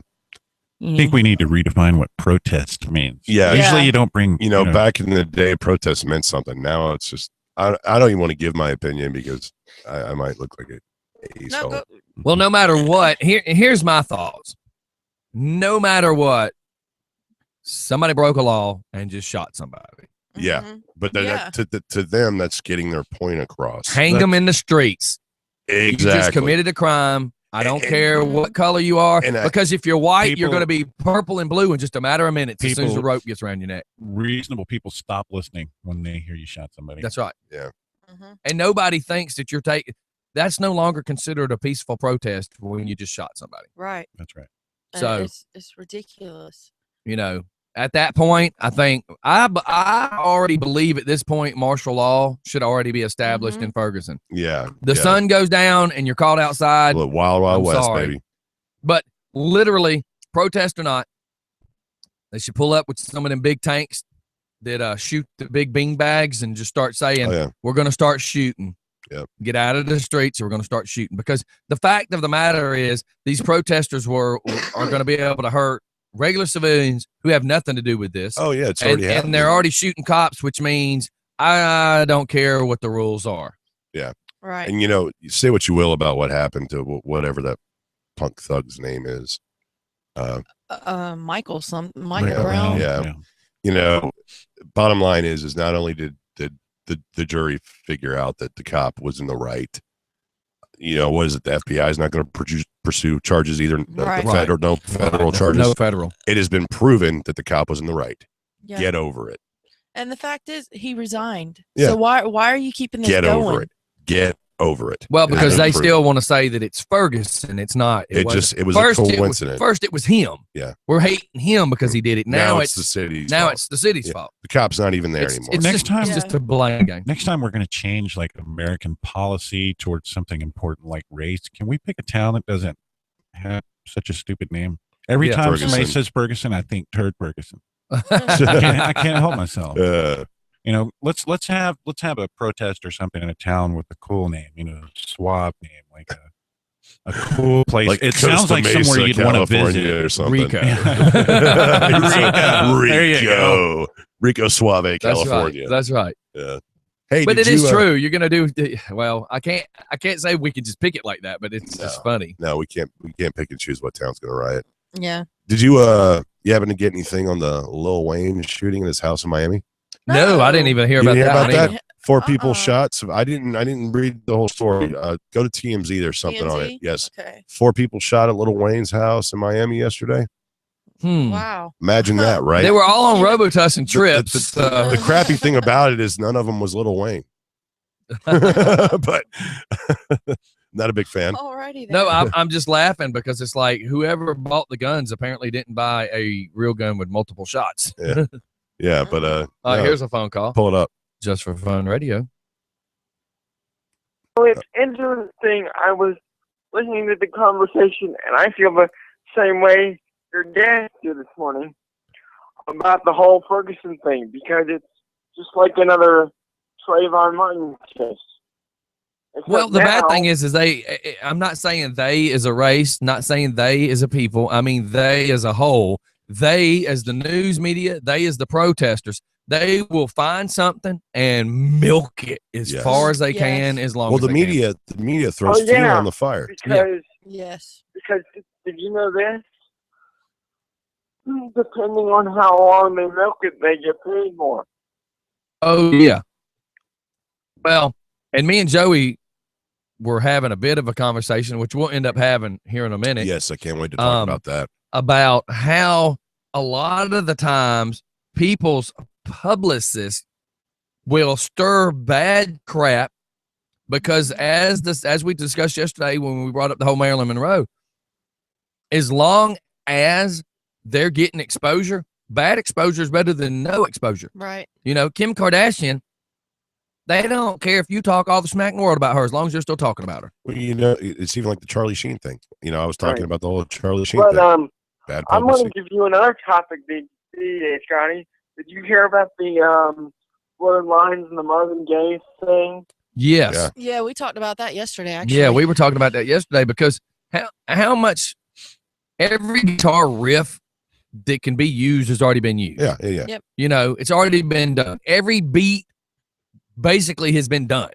Now, the only thing we can do with music is repeat and repeat, and to sue somebody over that. Blurred Lines does sound very similar to Marvin Gaye, but come on, how many other songs sound like other songs? Yeah, look at everything Keith Urban does. I was Well- listening to a slower song that he did, and it actually sounds like his faster Hip hop. stuff. Every hip hop song is a sample of another of song. something else. Yeah, Well, how about everything- all about the bass? All about the bass. The Daddy. second song. Everything Puff Daddy Yes. has ever done is a sample of another That's song. right. Yeah. You know, but they've asked for permission to do it. And Right. you just gotta, you know what? The Marvin Gaye song doesn't even sound anything close. It really does, though. It does. It If you does. play the two It together, does. it's I've very actually similar. got a mix Yeah. of the two brought together. But the thing about it, the really crappy thing about it is Marvin Gaye's ex-wife, who he wasn't even with when he was killed, is the one who headed the lawsuit. Now, tell me how this is right. It's all about that cash. Crazy Yeah. one. It's all about the Yes. cash. About the Crazy cash. wife.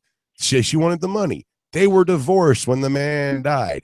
Tell me how she can get the money Yeah, for how this. is she entitled to it? But she won 7.3, Yes. 7.4 million. Well, hey, Seven. look, I hate to let you go, Drew. We got a author calling in at 9, so I got to shoot off to commercial real quick. Okay, bro. All right, thank you. Peace. All right, everybody. We're at that 8:56 mark. We know he's going to be calling in around 9. Give us a few minutes. We'll be right back. Here comes the Robin Thicke mix that I have. It's Robin Thicke, Marvin Gaye, and Prince all mixed together. So we'll be right back. I just know if he's supposed to be calling in promptly. Mhm. We failed to mention that Marvin Gaye actually, you know, Oh, Yeah. yeah. Well, Robin Thicke does too. Well, only with young girls. No, Robin Thicke's actually a very good singer. He is very good. Yeah. He just got the shaft because of what he was doing personally. Well, you know, he's also a pill addict. Is he? Oh, that's yours? Yours? Yeah, because when the guy calls in, like he's already researched. What is the drug? Spence Thoroughly. He's being compared to Harlan. Lisa Underground and Helen. He's made like been nominated for Edgar Dagger, Anthony, Burial. I've never read them, but I've read all of it. I know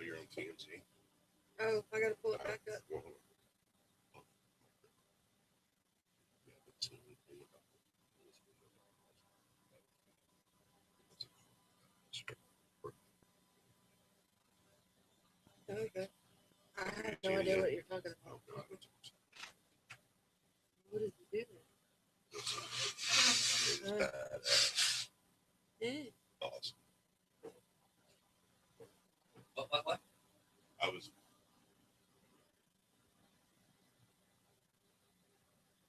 Oh yeah. Yeah, we're gonna bring that one up all by itself. After the interview.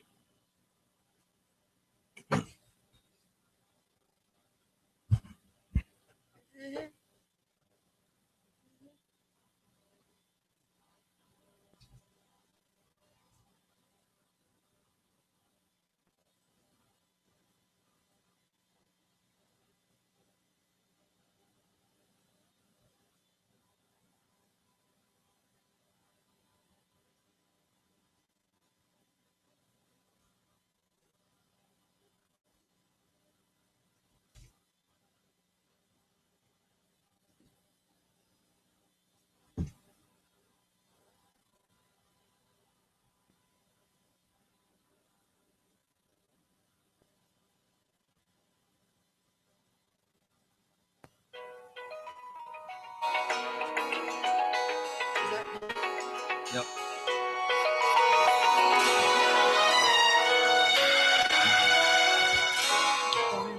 Yes. It's gonna be like 3 more minutes. Just for Fun Radio. Yeah, this is Brian Freeman calling in. Yes, sir. We're on a break right now. Can we call you back in about 3 minutes? Yep, you sure can. Yeah, that's what we were trying to get it. We're right where we get all of us get right on that same spot, but it's hard sometimes, because we're like a few seconds behind as far as reality. Yes. Hey, give us just a few Absolutely. seconds and we'll dial you right back. I'm sorry about that. Yeah, do you have my number? Yes, sir. It just popped up on the phone. Perfect. All right, Sounds good. thank you. Thanks. All right, bye-bye. Yep, bye-bye. Yeah, we're right, and it just turned 9 o'clock. Yeah. So Hey, he so was he's on it, right though. on He the was on it. nose. There's no doubt. Yeah. It just so happens that I should have ended the conversation. No offense, Drew. I should have ended the conversation with Drew a little faster, Yeah. and we'll have to apologize to Brian. him for that. Oh.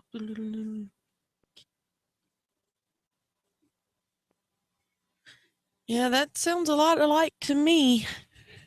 It's a mix, but this is blended together to sound that way. Yeah. So Well, it's just like you said, though. All the music, it's gonna sound the same because look how long music's been around.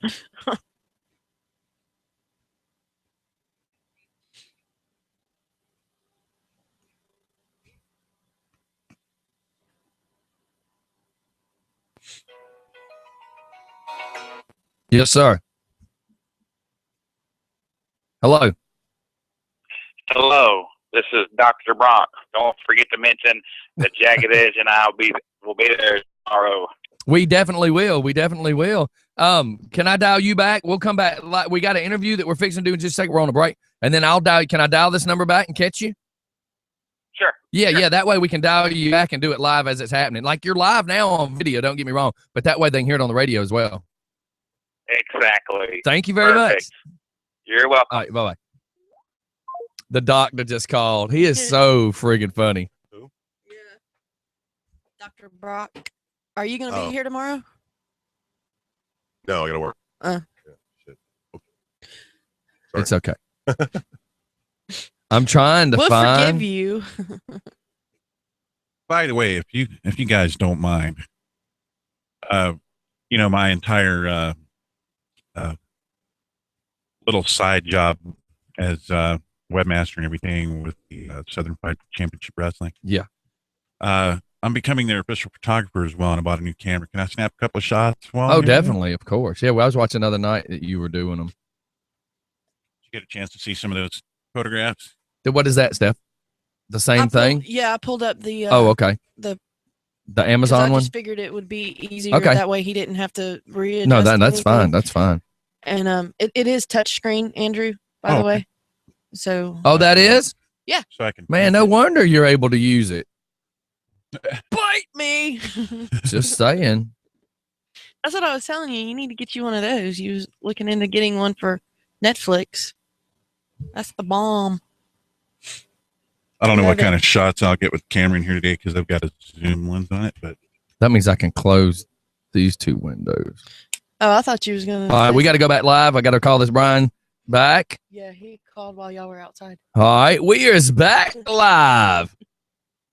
I say that I'm so used to having to try to do so much. It's hard for me to be the host and run everything at one time. It gets a bit confusing. All right, Steph, while I Yes. try to pull something else up, if you could lead off this conversation as we're calling Brian back.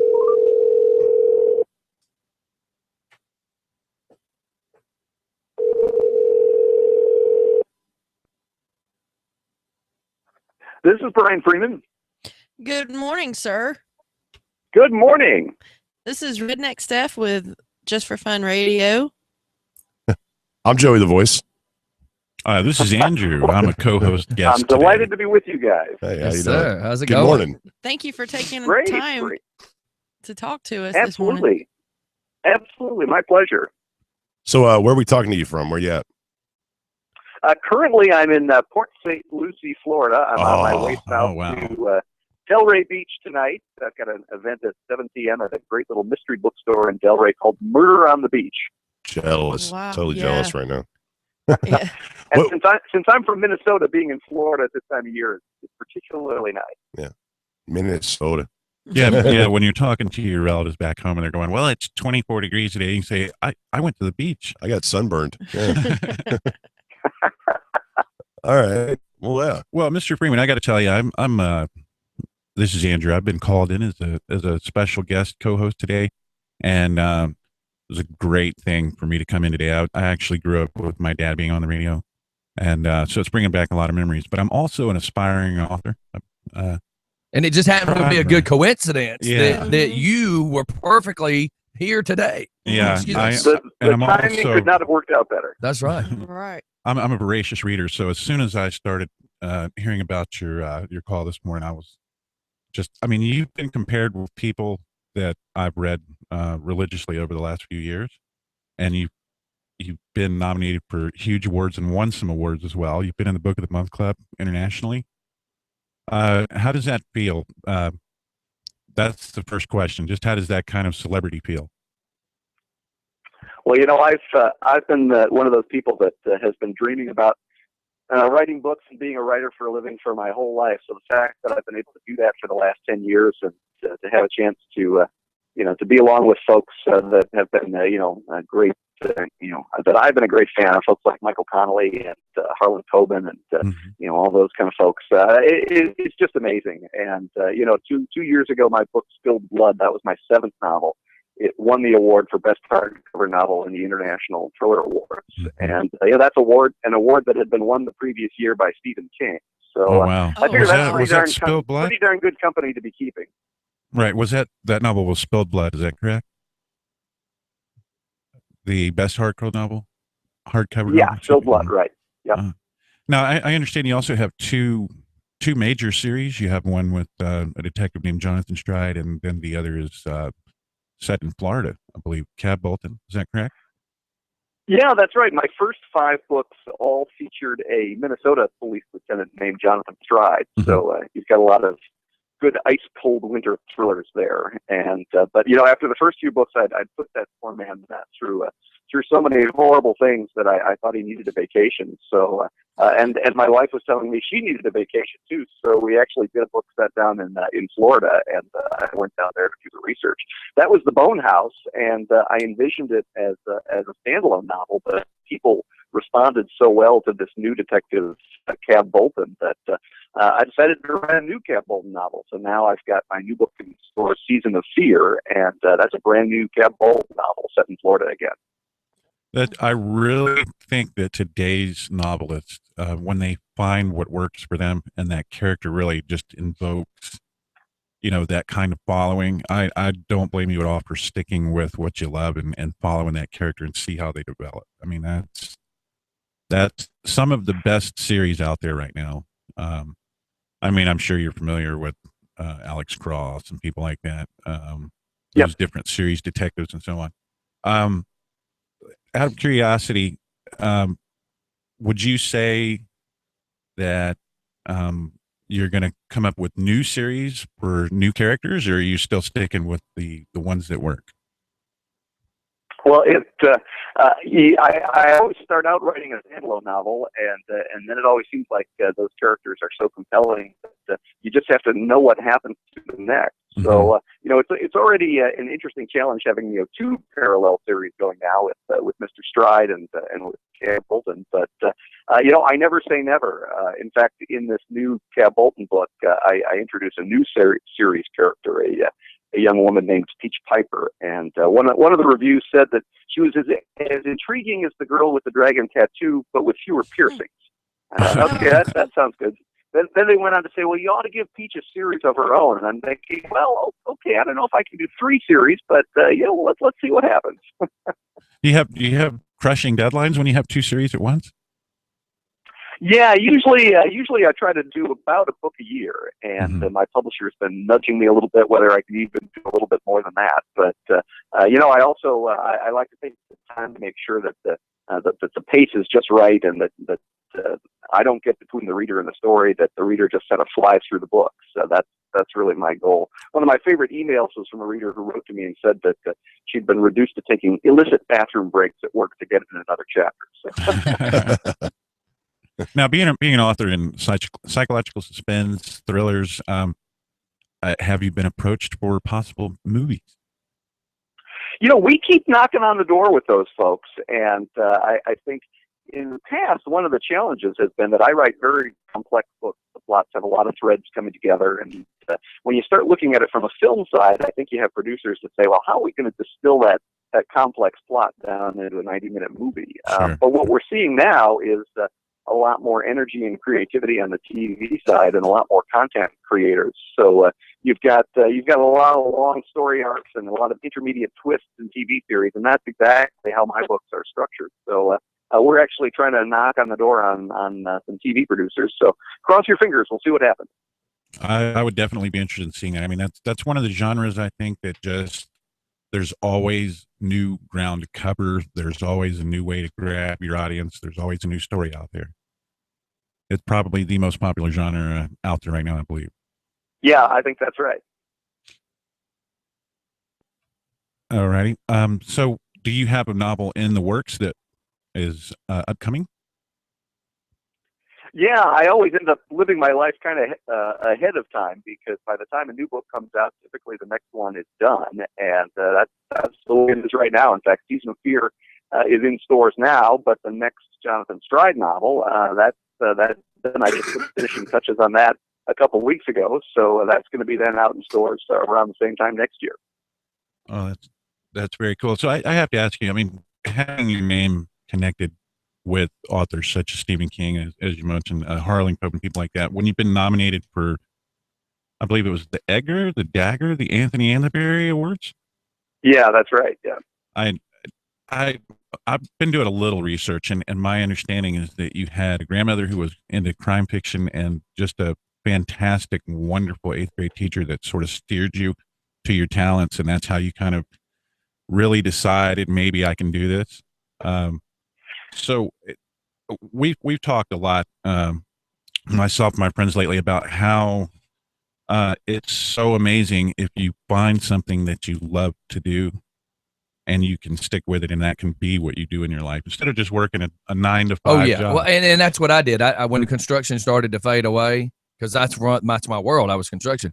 Once it started fading away, if it wasn't for the fact that I already had the DJ stuff, but as soon as it became, I call it the seesaw effect, when it plateaued, when it both evened out to be the same, I said, man, I'm going to keep putting in the effort chasing construction that's dying, or I'm going to chase my dream. And now look where we are 4 years later. Mm-hmm.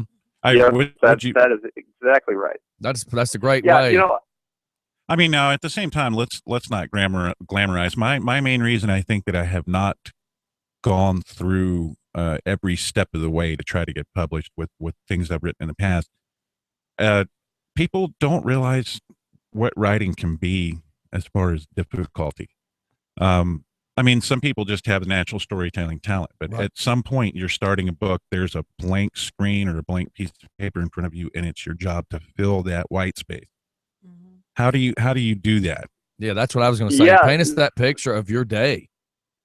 Yeah, absolutely. You know, I mean, as much as I love writing, boy, every morning you stare at another blank screen, and I think there's just about anything else you'd rather do than realize you're going to have to put words on that screen all day long. But some people are wired differently, and I think that's great. I mean, I look at people with skills in other areas, whether it's artists or musicians or folks like that, and I don't have a clue how they go about doing what they do. And for me, I'm just wired to write. I mean, that's how my brain works, and I've been telling stories my whole life and putting words on paper. So it comes naturally to me. That's how I think, and that's what I love to do. And you're absolutely right about pursuing your dreams. I mean, publishing is a tough business, but I've always believed that writing books is what I was supposed to be doing with my life. And when pursuing dreams, typically we're our own worst enemy. I mean, it's so easy to give up on yourself and to give up on your dreams, but you just have to have that sort of crazy, relentless determination to get where you think you're supposed to be, and you just have to keep pursuing it. Yeah. On the lighter side, a question about your process, I guess. Are you one of those guys that's got a digital voice recorder or a little pad, and everywhere you go, like, oh, that would be great for my book, and just every little thing you see in the day, or are you very structured about how you think? I am one of those people. I'm always writing down little thoughts, and of course, what people often don't realize is that a lot of times I'll spot someone on the street or at a restaurant, and they've got an interesting look to them, and I think, oh, they make an interesting character. So I'll quickly whip out my phone and start putting a note together. So if you see me looking at you and suddenly I start typing something into my phone, watch out. You may show up in the book. That's All right, actually cool. You heard that, military Mike. Yeah. Meet author Brian Freeman. Be warned. Oh gosh. That's right. Can you imagine that? Could you imagine Mike any more of a character than the person he is? Oh man, a cartoon character maybe. Yeah, a cartoon Yeah. character. I see him on Family Guy. So, Mr. Freeman, you what was the name of this novel that's upcoming, that's returning to Jonathan Stride's world? The book in stores now is Season of Fear, and then next year it will be a new Stride novel, Goodbye to the Dead. Mm. Okay. I was just thinking Goodbye for the Dead. That's actually kind of a cool name. Yeah. And you've written a total of how many books since you started your career? Is it 11, I believe? Hello? Yeah, Hello? Oh, yeah. okay. Hello, I didn't quite hear that. How many novels have you actually been published thus far? Was it somewhere in the neighborhood of 11? Oh yeah, Season of Fear is my ninth book in stores. Oh, now. okay. Now, how many have you? Now, listen, because I know I come up with all these great ideas of, I call them stunts, but things we're going to do, publicity type things we're going to do at events, that some of them never make it off the ground. So how many Sure. books do you think that you've written and never succeeded, or not to say succeeded, but or maybe published. sitting somewhere right now that you're like, man, I'm going to get back to that one day? Oh yeah, absolutely. Well, I mean, again, publishing is such a tough business. I wrote a total of 5 books in my life before I even started the book that became Immoral. That was my first book that broke through 10 years ago. So I've still got 5 books sitting in my nightstand drawer, going back all the way to when I was 13 years old. But, Wow. there aren't too many publishers that are looking for a book written on Bic pen and binder paper. So Right. I think I'll leave that one in the nightstand. I do have a really great question for you. We hear this from a lot of different people in a lot of different fields, but did you find, before you found success, did you fail repeatedly before you succeeded? Would you say that you had a lot of stepping stones to get to that first award, that first really noticed book? Yeah, absolutely. I mean, stepping stones in all sorts of ways. I think one of the things about writers is writing is one of the few businesses where people routinely break through later in life. I mean, so many people they do what they're doing, and it's kind of in their 20s and 30s that they're sort of breaking out. But writers, you still see people publishing first novels in their 40s, 50s, 60s, and 70s. I think it's because you have that chance to to sort of bring your life experience to bear and your writing practice. So, I mean, I was doing a lot of different jobs over the years, doing the 9 to 5 thing, and at the same time, I was always writing on the bus and writing in planes and writing in hotel rooms, and so I was, I was really figuring out what it meant to be a writer and what worked and what didn't.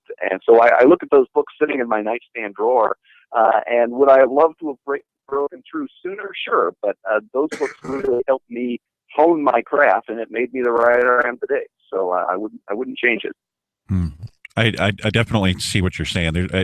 I think it's something. It's kind of like life seasoning. You begin writing later in life. You have a better voice. You have a better way of identifying with your readers. You can remember when you're writing a younger character. You can remember what it was when you were young. So you can be all those characters through your book. So I definitely agree with that.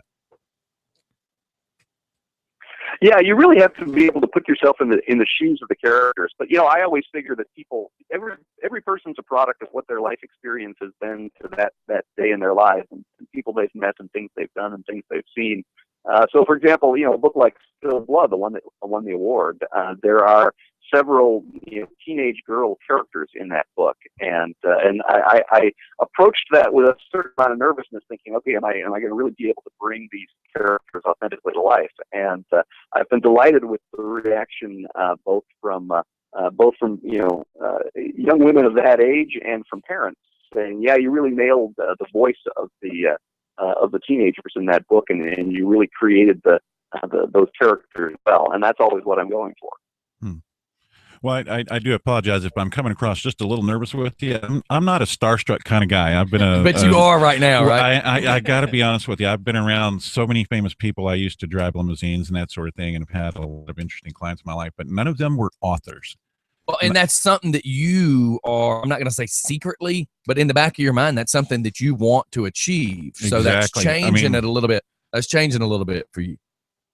That is I've stood around heavyweight world champion Evander Holyfield. I've been around I almost sold him NBA players speakers.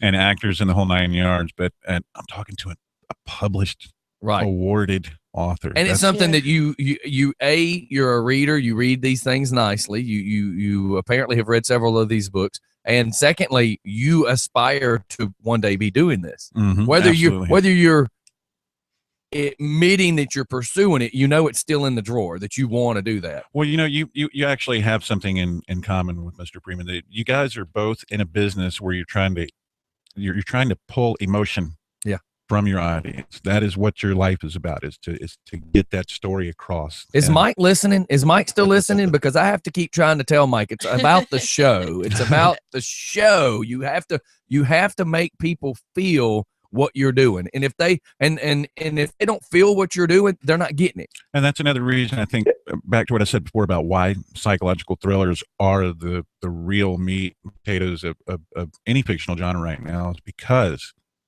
they're like the roller coaster of the book world. Yeah, and that's right. But you're absolutely right. You also have to have that emotional connection with characters, because if you don't feel for the characters, then it doesn't matter how much suspense and action and twist are in the book. It's going to feel hollow. I mean, you really need to connect with the characters to make the story work. Well, Brian Freeman, thank you very much for being on with us today. I mean, I got to be honest, I'm going to have to go take a couple of deep breaths later. A little hero worship going on. And what's cool is we have this on YouTube, so you'll be able to watch this again. Yeah, relive the moment. He'll be like, "Listen, I'm gonna tell you who I talked to today. Go to this YouTube and watch." Oh no, you have no idea. The reason I'm a voracious reader is my mother. Hopefully she's watching right now. When she knows that I've spoken to someone in the field, she's going to be, all right, well, no excuse not to start writing again, because, you could get famous too. So, what would be a good thing? I know I took a leap of faith, and I took the plunge to do what I do. Now, what could you, as a successful writer, what words of wisdom can you tell anybody, whether it be to be a writer or to be anything? What words can you tell to say, hey, take the leap, man? Yeah, absolutely. I always get that question from aspiring writers, and I tell them, look, so many times writers are their own worst enemy, and they psych themselves out, and they lose faith in themselves, and they stop believing in their dreams. Well, I'll tell you, 100% of unwritten books have never been published. You've got to knuckle down. You've got to stick with it. You've got to be relentlessly determined, because your dreams don't make themselves. You go out and you go out and achieve them. And so, whether it's writing or whether it's some other field, you've got to believe in yourself, and you've got to stick with it, even when everybody else around you tells you you'll never make it. Oh, That's man. right. Very good Never give advice. up. Never. Well, ever and that's give me. up. I tell people all the time, you're never going to know if you don't try. You know, And I didn't that's used to be exactly this right. guy, but man, I took the leap of faith. Look where I am. I have built something. You know, we joke all the time when people talk about ideas and things, and I'm like, I'm sitting on $1 million gold mine. It's just a matter of finding it. You know, Yeah. we just got to tap into it. But that's with anything in life, not just your dreams. Life's going to knock you down. You got to get up, dust yourself off, and get back on your horse. That's it. Yeah. Yeah, I think I read a quote earlier this morning that said, it's better to die standing up than to live on your knees. And Yes. if you don't take that step, you're just going to live on your knees. That's right. Yeah. Well, man, I can't, I'm actually kind of hanging on my own words here. I am so happy you called in, and thank you very much for even, reaching out to us to be able to do this. I mean, it's amazing, because I tell people, everybody, you always need exposure, but the best way for people to get the greatest exposure in the world is for their voice to be heard. Let people know how you feel. Let people know what you think. I mean, I'm hoping just the fact that people got to hear you today, they'll want to go read this, because they'll understand how much passion you have in what you're doing and what you're writing. Well, I'll tell you, the fact that I'm able to call in and have a chance to, talk about my books, I mean, that's the kind of thing I've been dreaming about my whole life. So I love the chance to do that, and I really appreciate the opportunity to talk to you guys and be with your listeners. I hope you'll go check out Season of Fear, and my website is bfreemanbooks.com, all one word, bfreemanbooks.com. You can find out information about all my thrillers out there, and I always encourage readers, when they read my book, shoot me an email, let me know what you think. I respond personally to all my emails. I love to hear from readers. So this is a great business, because I get a chance to talk with and meet so many terrific people like you. So I really appreciate the opportunity. Awesome. Well, thank you very much for calling Thank in. you so Thank much. you. Thank you. Thank you very much. Take care. All right, you have a Bye-bye. great day. All Bye-bye. right. Bye. Man, that was awesome. That is just so cool. Kind of goes with the whole follow your dreams vibe. Well, and it does, and I try to preach it to people, man. I try to preach it. I try to say, man, chase whatever it is you feel you need to chase. You need to go after it. Yes, ma'am. You keep reaching like you got something to say. Yes, because we actually have from a listener that the link from the website to YouTube to watch live is down. So you might want to check into that. What he wasn't. The Well, the just link from the just- website. To just go YouTube. straight to YouTube. Then I don't Yeah. know. And I always I've- go to the YouTube channel Yeah, itself. straight Yeah, up. and that means I've sent messages to my web designer, but she is so far behind right now. And this is only because business is good. I don't mean it bad that she's behind, but she's behind. And she is working on it. So I do apologize on that. But make sure that you just go to YouTube itself. So what is it again? So I know I'll go try to look for it myself. It's the link The link from the website from the site to to YouTube. And that might be something I can fix. I know somebody else discussed it the other day, but then I never heard back to know if it was a one-time occurrence or if it was steady happening. So I know when the show's over, I'll try to mess with that. Okay. All right. Well, thanks very much. And Jacob, thank you very much for getting that done for us. What I'm going to do is I'm going to shoot off to a commercial. I know we went over a little 20-minute mark for a second. Everybody hang tight. We will be right back. I'm kind of just wow, man, that was such a cool little interview. I'm still a little wide-eyed. Yeah. Yeah, and and I know some people might be into all the interviews we get. Some people might not be. But if you really truly think about it, I mean, it's just really cool to know that Just for Fun is growing enough that we're able to catch a lot of these unusual interviews, Dude, stuff that you're never going to get. 2.5 years ago, we never had guests.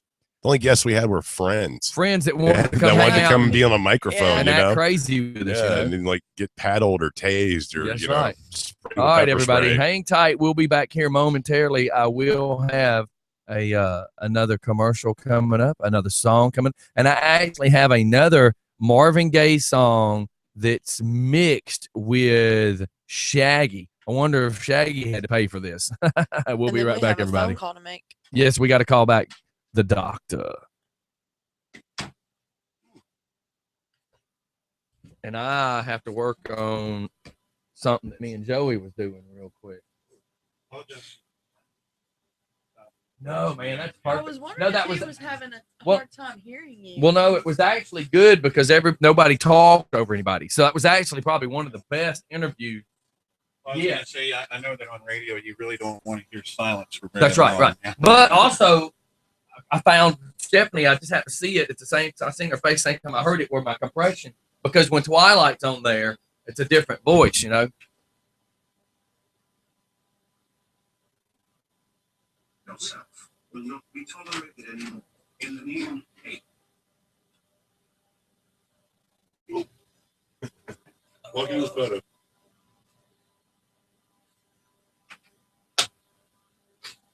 And for that, anonymous. Dude, that I rewatched that video last night. It gives me chills, man. What? You don't know who Anonymous is? The hackers. Oh, They're going after Kanye West now. good. About time. Yeah, but the thing is, we'll talk about this in a minute. We go into the video. But yeah.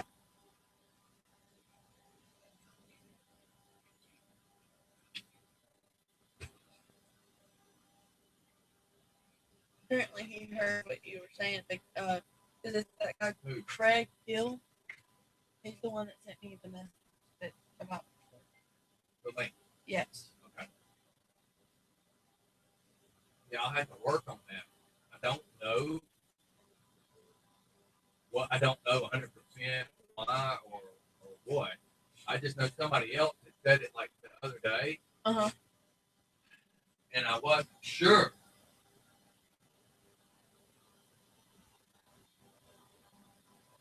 My husband's a butthole. He sent me a picture of what he's getting to play with today. You're gonna like this.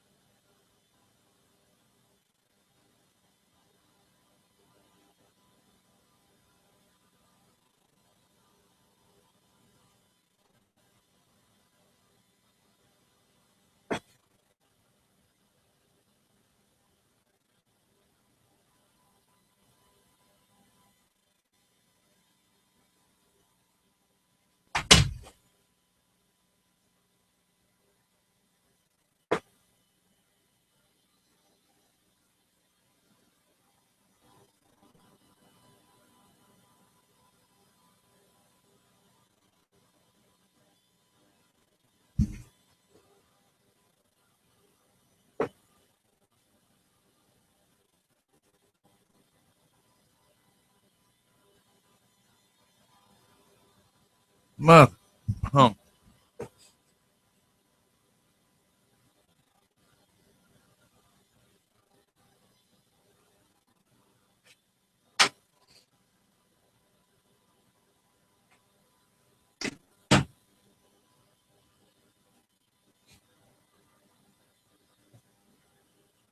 I just went through all that, and Jesus Christ. Yeah, I'm just I just screwed up and didn't get done what I tried.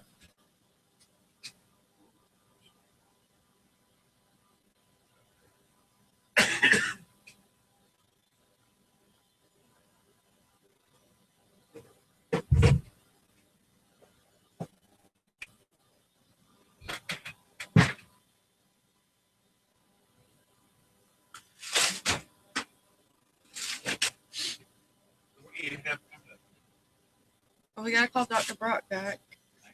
9:30. So you got about an hour. Yeah. You're about to get So into news and stuff. You said that was on TMZ, Joey. Hmm? That thing that you were talking about, you said that was on TMZ. I don't know if TMZ broke it or not. It's all over the place now. I got a hint to it yesterday afternoon, right after it broke. They just released it yesterday. So I might be able to find it if I just do a Google search, like Yeah, I mean, search. A bunch of the sites that I subscribe to on Facebook are popping it up. It was released yesterday at about 3 p.m. You have a Daryl desktop, do you? Yes. I gotta show my redneckism. What song are you? Yeah. Maybe later I can do some sort of a Hey Kill voice for it. Here, there, do some redneck talk. I messed up. I had it, and then I screwed it up. What you working on there, Scotty? You'll find out.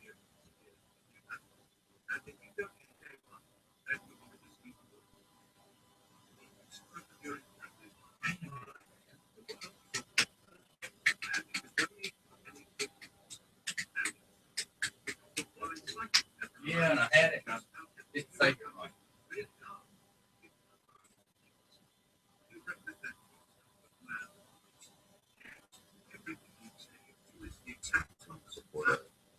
So if you're I listening, mean, I had it. if too. you're I listening had to the it. station, you can hear us right now. No, the only way that you can hear us now is on the YouTube. Okay, so they can hear us on the YouTube. Yes, they can hear us on the YouTube, especially if we're right in front of the mic. Man, If they're listening to the app, they're hearing Michael Jackson right now. I had to think of it was. That is freezing. It's a whole lot cooler outside than here, I mean, but it still feels great to me out there. Nice little breeze. Usually I'm hot in here.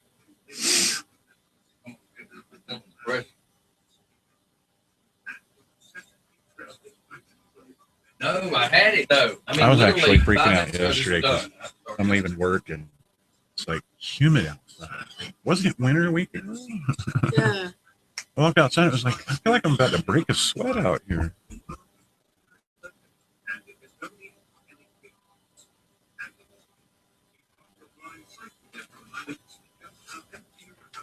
You know, I also, I said I was a voracious reader. I'm always looking for like new books to read. Now I got 9 new books to read. I want to go home and look them up. And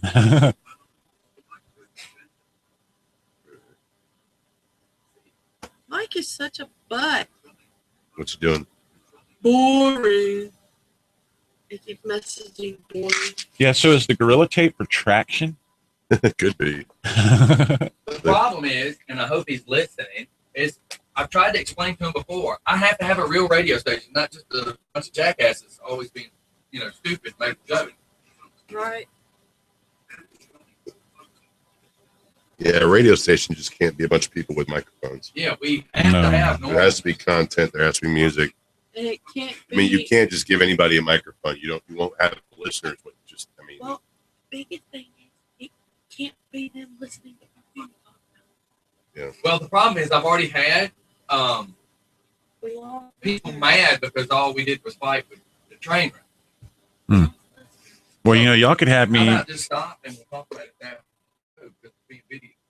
Yeah, y'all could have me in as different characters too. If you like, I mean, I've done voices my whole life. But they'd see you on the video. Well, that's what I'm saying. You know, maybe we could have a mic off the video. They want to see you on video doing that. They want to Mm. see. Oh. But that's one reason I stayed hanging out with Rob and them a little longer yesterday to get a little more view of how everybody takes the station, all that stuff. Yeah, That's why I'm saying I have to fit a very round audience, so I can't just be. I just wonder how different those voices that I'm, you know, people when they're hearing you. Y'all ready? Y'all cover this for a second while I'm doing this. We're going Hell yeah! What's up? Don't talk about that video yet. I got you. Well, Okay. we were talking about voices and impressions and things like that, and I've always wondered, you know, do you feel that you sound different on the mic than you do when you're talking in a normal conversation? On a good mic, yes. Yeah, that's that.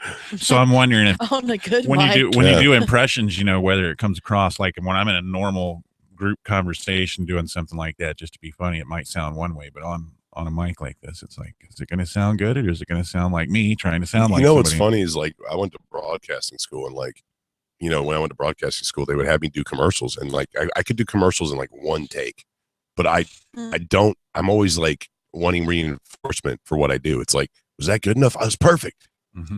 No, I could do better. No, that was perfect. That was great. You know, I don't like, there's certain things I don't like about the way that I speak or the way that I talk, Yeah, but everybody thinks it's great. So hell, I think that's normal. Though. Do you ever do voices or do you stick with that tone you have now? I'm pretty much just, this is me. So this you is never what you tried. get. You never tried like doing the movie. Oh, announcer I mean, voice or I can anything? do that. I can do that. And like I told you, I do the ring announcing thing. It's a different voice too. Yeah, I host live events, which is it's a totally different thing than talking on the microphone doing radio. You know, Oh, when you're hyping up a crowd or you're announcing a band or you're doing the ring announcing thing, which you have experience seeing those guys, Mhm. it's a whole different ball game than when you're sitting here being informative. You know, this is like doing the news. This is like, you know, and if I were to meet you at a bar, I would talk to you a little differently than I would sitting here on the microphone doing a radio show. Sure. It's different. You know, it's a whole different ball game. Oh, definitely. But you know, yeah. But yeah, I Whole can do the different in the ballgame. world, you know, one man, all that stuff. No, you've probably seen what's that Movie guy's phone. name? Francisco. Can't think of his name. He's the comedian that's like, in a world where Yeah. he makes tortillas by day, Yeah. and it's Arnold Schwarzenegger as little tortilla boy. Yeah. Get on the chopper, you know. Yeah. But yeah, See, Don LaFontaine, who was the original movie trailer guy, was one of like my idols. that's And what I'm saying. the thing that about guy. Don LaFontaine is that was him. Mhm. That was his voice. That he did not have to put it on to do it. Yeah. When he walked in the studio, that was him. That's what he did. Mhm. And it would just it worked. And the funny thing about how he got in the business was he owned a production company, and one day the movie trailer guy didn't show up, and they were like, "You want to do it?" And he said, "Yeah." And this guy ended up going in, you know, making millions. Well, you know, I think it's so sad because if you see pre his time trailers on the internet and things like that, you know, they're kind of hokey when you've seen the movie and you go Yeah. back and you realize the trailer didn't have him going in a world Yeah. where, you know, and then now it's like we get 90% of the movie in 30 seconds in a trailer, Yeah. but we don't have his voice narrating Yeah, it's a anymore. shame he passed away. You know when he did. I mean, that was a period of history where if you're a movie fan, you were like, yeah, In a there he is. world. Darkness fell over the earth. You know. Yeah, exactly. Is that how he started out all of them? No, but he Or- coined the phrase "in a world." You know, he used it for a lot, but that was like his trademark thing. I don't know. It's the most parody thing. Yeah, 'cause definitely. How about the guy that gets paid for "Let's get ready to rumble"? The dude gets Michael paid Buffer mega. makes $1 million Yeah, bucks every mega. time he says that phrase. You know, Yeah. let's get ready to rumble. I probably Oh, just that was peaked. Yeah, I loud. just peaked your mic there. I'd say. If we Doesn't- just lost audio, it's because I went Michael Buffer on everybody. Yeah, doesn't he have that trademarked? Yes, That- he does, and his brother does the UFC fights. Oh, Yeah. really? It's an announcing family. I didn't know that. Yes, Hmm. it's a family affair. It's That's a what, now, thing. does he have the voice like his brother? Nothing like his brother. Let's slow motion Scotty. You know what would be interesting is if we could mix up all the different parts, like maybe have the movie guy do Palmolive commercials and like Your dishes will get clean. maybe have Cuts grease. yeah, maybe The have quicker cartoon pick characters rubber. doing the trailers. So we'll be like, Family Guy doing In a World, except in his voice, Oh no. So did you find anything on the Lil Wayne shooting? They came back and said it was a hoax. Oh, Said I it was was hoping Lil Wayne swine. got shot. Man, we could I be bet so you lucky. was. You bet I was. Yeah, You bet I was. I bet you was. I bet we got redneck all of a sudden. Yeah, we did. But Well, I tell you what, she stepped out of the room and you stepped out of the room. She went down that road. I'm telling Well, you. I have a story. What it is she doesn't have anybody looking at her going, and she's like, "Oh, he's gone. Now I can talk like this again." Ping. Enunciate. Enunciate. I pronunciate my words just fine, thank you. Yeah. No, Yeah. not pronunciate, enunciate. Yeah, Enunciate. Enunciate. I thought about her last night. W. Somebody She's gonna Google enunciate now. Yes. What does that mean? Last night in the movie, there was something where the guy said, "Let me be Pacific," and I went, "It's Stephanie." I want to be Pacific. Let me be Hey, Pacific. What I tell you. Stop using Stephanie as a scapegoat. That's right. Yeah, I'm gonna shug you. She's gonna sugar night You you. gonna stigmatize me? She's gonna sugar night you in her van. Yeah, but her van's loud. You'd hear it coming. It's not loud. I heard you when you pulled up this morning. Oh, did you? Yeah, I could hear you. I could hear you when you put your front wheels up on the curb, and then you Huh. paused for a second, and then gave it more gas to get over the curb, Uh-huh. and then it idled down a little bit, and then you pulled forward. Well, I I need just to take it. described what you did. I need to take it to a real mechanic and get it Like checked Rob. out. You At Rob's you will Performance. not be able to drive. You will not be able to sneak up and do a drive by. I gotta tell you, after speaking to you yesterday about Rob's, I'm all about some Rob's now. I'm telling you, Rob, you've got yourself your own personal plug guy now. dude. I'm I'm bringing telling you my Jeep. I'm telling you right now, live on the air, I'm bringing you my Jeep Saturday morning to get the brakes done. And I questioned it. I said, "Okay, is it 99 even for a Jeep?" He said, "Yes." I mean- and he said, "Why would you ask that?" And I said, "It's a 4-wheel drive, so I assume front end cars change equations. I Yeah. would assume yeah. 4-wheel would change an Yeah. equation." My He wife says, asked "No, me- it's $99 except for drums. On drums, it's like 109." My wife goes, per wheel? No, I was like, I'm pretty sure no. no. Rob's performance is the way to go. This ain't just us telling you. Yeah. It's because we know it. No, and I'm going to keep plugging because I know he's going to do a great job for me. Oh yeah. And I can't wait to start getting some accessories. Well, if it's called Rob's Performance, that means he's got like the slotted brakes and everything else too. The rotors. The Man, they do. performance He, rotors. look. He He does everything. he does everything. He can actually turn your rotors while they're there. He can do your tires. He can do your oil changes. He can fix rear ends. Actually, I get There a was question truck I ask yesterday. him too about my oil situation because my Camaro, You need to ask. well, I put synthetic in there thinking, hey, it's got low miles. I want to take care of the motor because, synthetic's cleaner and all that stuff. Well, a 2002 was not designed for synthetic.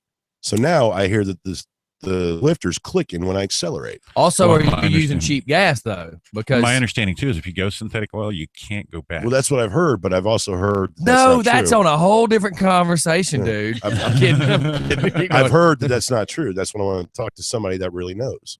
I've heard all sorts of different There's stuff I didn't know about diesels. For instance, I drove diesels for years. I did too. Hello, the dude named his son Diesel. That means he probably knows a little bit The about son's diesel. named Diesel. Yeah, he That's just had a awesome. little boy. That's cool.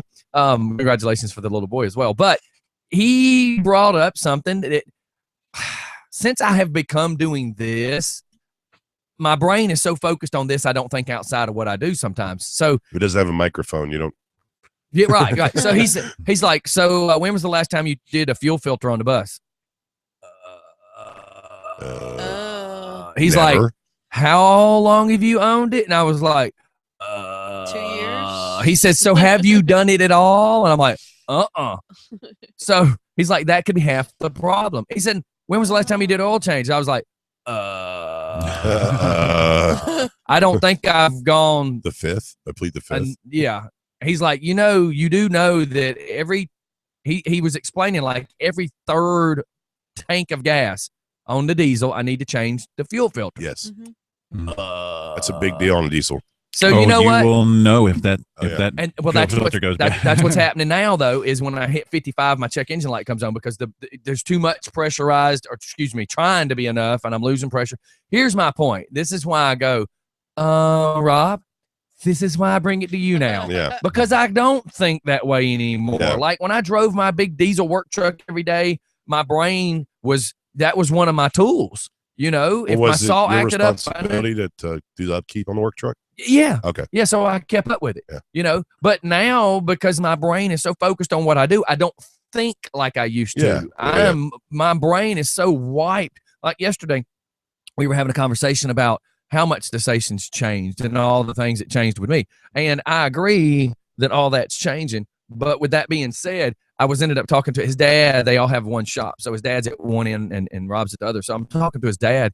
And I brought up the fact that, you know, I kind of addressed this earlier in the show that I went from just a radio station to now I'm running video and I'm having to keep up with lighting. I'm having to keep up with this. I mean, and I'm so callers stressed. from Europe, I understand. Yes. As well. Yes. Germany. Australia, you know, Germany, Australia. I've had phone calls now from India, Pakistan.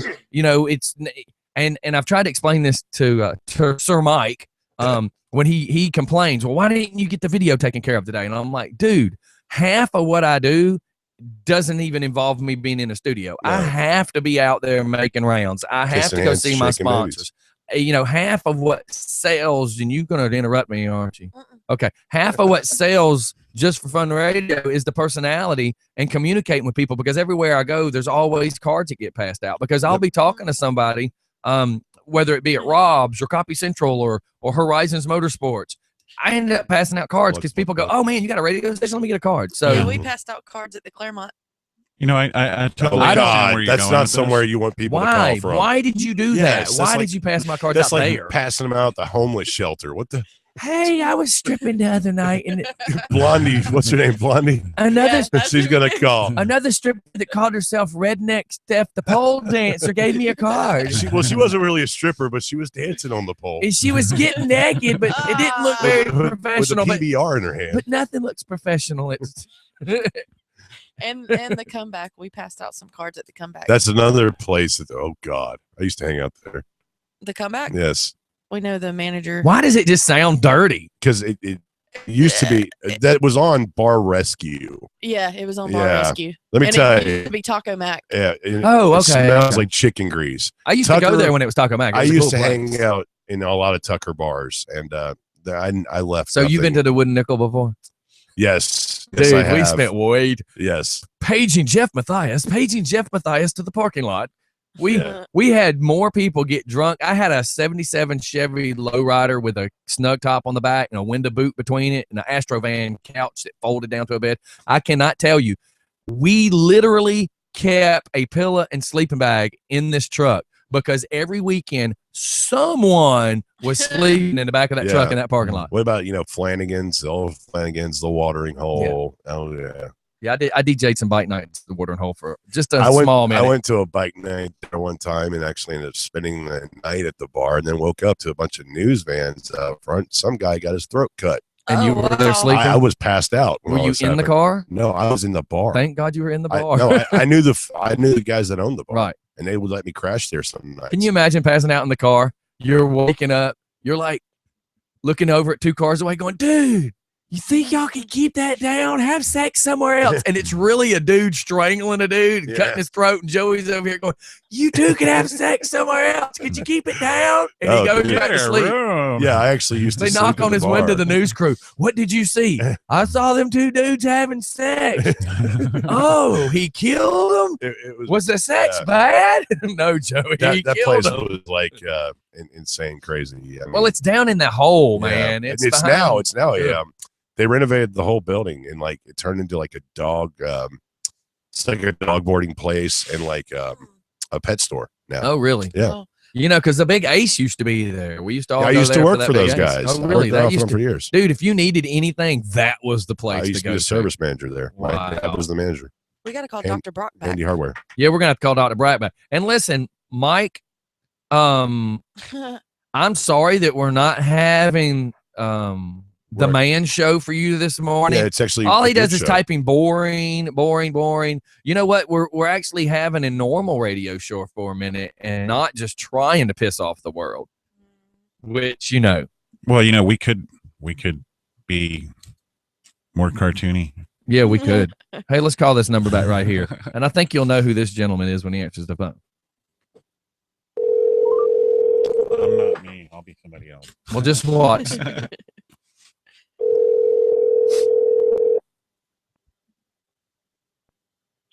This is Dr. Joseph Bach III, the Artistic and Administrative Director of JE Enterprises. Well, how's it going, Doc? This is DJ Scotty with Just for Fun. I figured I would return your call. Oh, yes. I just wanted to make sure that the Just for Fun radio station remembered to announce that you have a real couple of superb guests tomorrow, not some want-to-be author from Chicago, Illinois, but an actual superstar from Chicago, Illinois, We're- the Jagged Edge. We're gonna have Beavis and Butthead on tomorrow. Is that what you're saying? Oh. Wow. I don't find it amusing at all. Oh, okie dokie. Can't help this. You tell, too. tell us more, Dr. Brock. Oh, my Play God. nice. Thank God Mike's not here. Mike will be just starting. Oh, God, Mike will be here Mike tomorrow. will be here tomorrow. Oh, my Very gosh. much. Oh, no. Mike and the doc in the same room again. I'm going to have to put extra supports on the table because, man, Doc went over the table after Twilight last time. Yeah. Is Twilight here tomorrow? Yeah, I'm not sure. Well, I don't know. He hasn't been here the last 2 days, so So, Twilight Doc, wasn't here I just yesterday? want to tell you the actual let me word it correctly. I was there the other night, and apparently you had a wardrobe malfunction, and accidentally your tie ended up around some dude's throat, and I'm sure that was purely a wardrobe malfunction. Excuse me. I was my tie was ripped off because of that big ugly Logan Creed attacked me. He put his hands on me. He put his big ugly left paw around my throat, and he dislodged my tie. Yeah, it I was would've purely never taken accidental. it off. It only happened once or twice that night. I think it was just purely accidental. It was the first time I've Of course. ever seen Oh, by Dr. the Brock way. on the ground. Oh, is that Andrew James I just heard?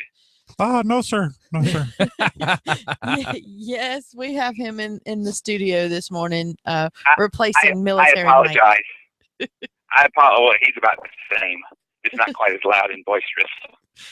I want to mention that I hope that you saw that those who infringe upon my rights as a professional manager and the rights of my champion, your champion, the Jagged Edge, they find themselves in difficult situations.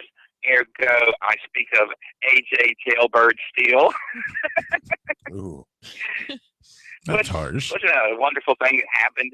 He thought that he was going to lay his hands upon the Jagged Edge and be a common thug and get away with it. And because of my expert advice, we were able to handle the handcuffed one as he was carted off to the local jail. Actually, there first and then down to Reynolds, Georgia, where he assaulted my client a couple of months ago. Wow. That was That's a little That was- unfortunate. Yeah. What's that? That was unfortunate. I know he almost attacked me. He tried to put his hands on me as well, chased me because I was holding a belt that rightfully belongs to my client. not that common thug, AJ the Thief Steele. Yeah, I like AJ. Well, he did pull some, I'm not one to play favoritisms here, but he did pull a little sneak up in the ring. Like he came in with a jacket and a hood on. You Yeah. didn't know it was him. He did Yeah, pull a little sneak move Yeah, I and get missed up in the ring. He ran right past Scotty and I never saw him. I didn't come even in. see him until he's in the ring. I'm not sure if you guys caught the photographs from the event, but the last few photographs of the album from that event, he's spearing the Jagged Edge. They're both in midair, right above Wow. the mat. You mean you mean assaulting the jagged edge Well, once again? Dr. Brock, I'd like to point out that the jagged edge, particularly when he was here with you last time Yeah. on the radio, he's a very charismatic man. He's a very loud man. He's very competent. But I do have a photograph when AJ picked him up and was spinning him around, and he had a crybaby face. He's looking a little like a rag doll, I A guess. little bit terrified. Now AJ is a big fella. He's Now just- Jagged Edge is not He's- small now. My client was not terrified. My client was exasperated at the audacity of that common Some big criminal words. coming in without permission and entering into a conflict with my client. He was just not pleased. There was no fear in the jagged edge. But it's okay that both Exasperation, of your possibly. clients were going after Logan Creed simultaneously. What's your point? Logan Creed, it's up to you to get a TPO of your own against Dr. Brock's clients. Against two people. There you go. And this is all Well, I photographed. do right? have to address that question. You're in professional wrestling. Why would you get a restraining order or a temporary protection order against another wrestler? That's kind of like me making that joke about the NASCAR driver. Don't complain about hitting the wall. You're racing cars. Yeah, So that yeah. is that is a very valid question. If you're in professional wrestling, then what would be the problem with have you know It's your, what? it's your job to be assaulted. That's Well, right. okay, I'll answer that question with a question myself. Why would we be afraid of someone who was an actual contestant in a match? We wouldn't be. But last time I checked, AJ Steele was not even on the card. He was not scheduled to be there. Last time I checked, when the Jagged Edge was attacked from behind in Reynolds, Georgia, he was outside of a building after the match.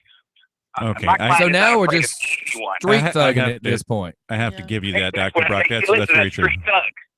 I have, Okay. The fans Yeah. of Southern Fried love him because they're morons. I have to give you that, Oh. Dr. Brock. That's the smartest thing you've said since I found out one of your degrees was from Mexico.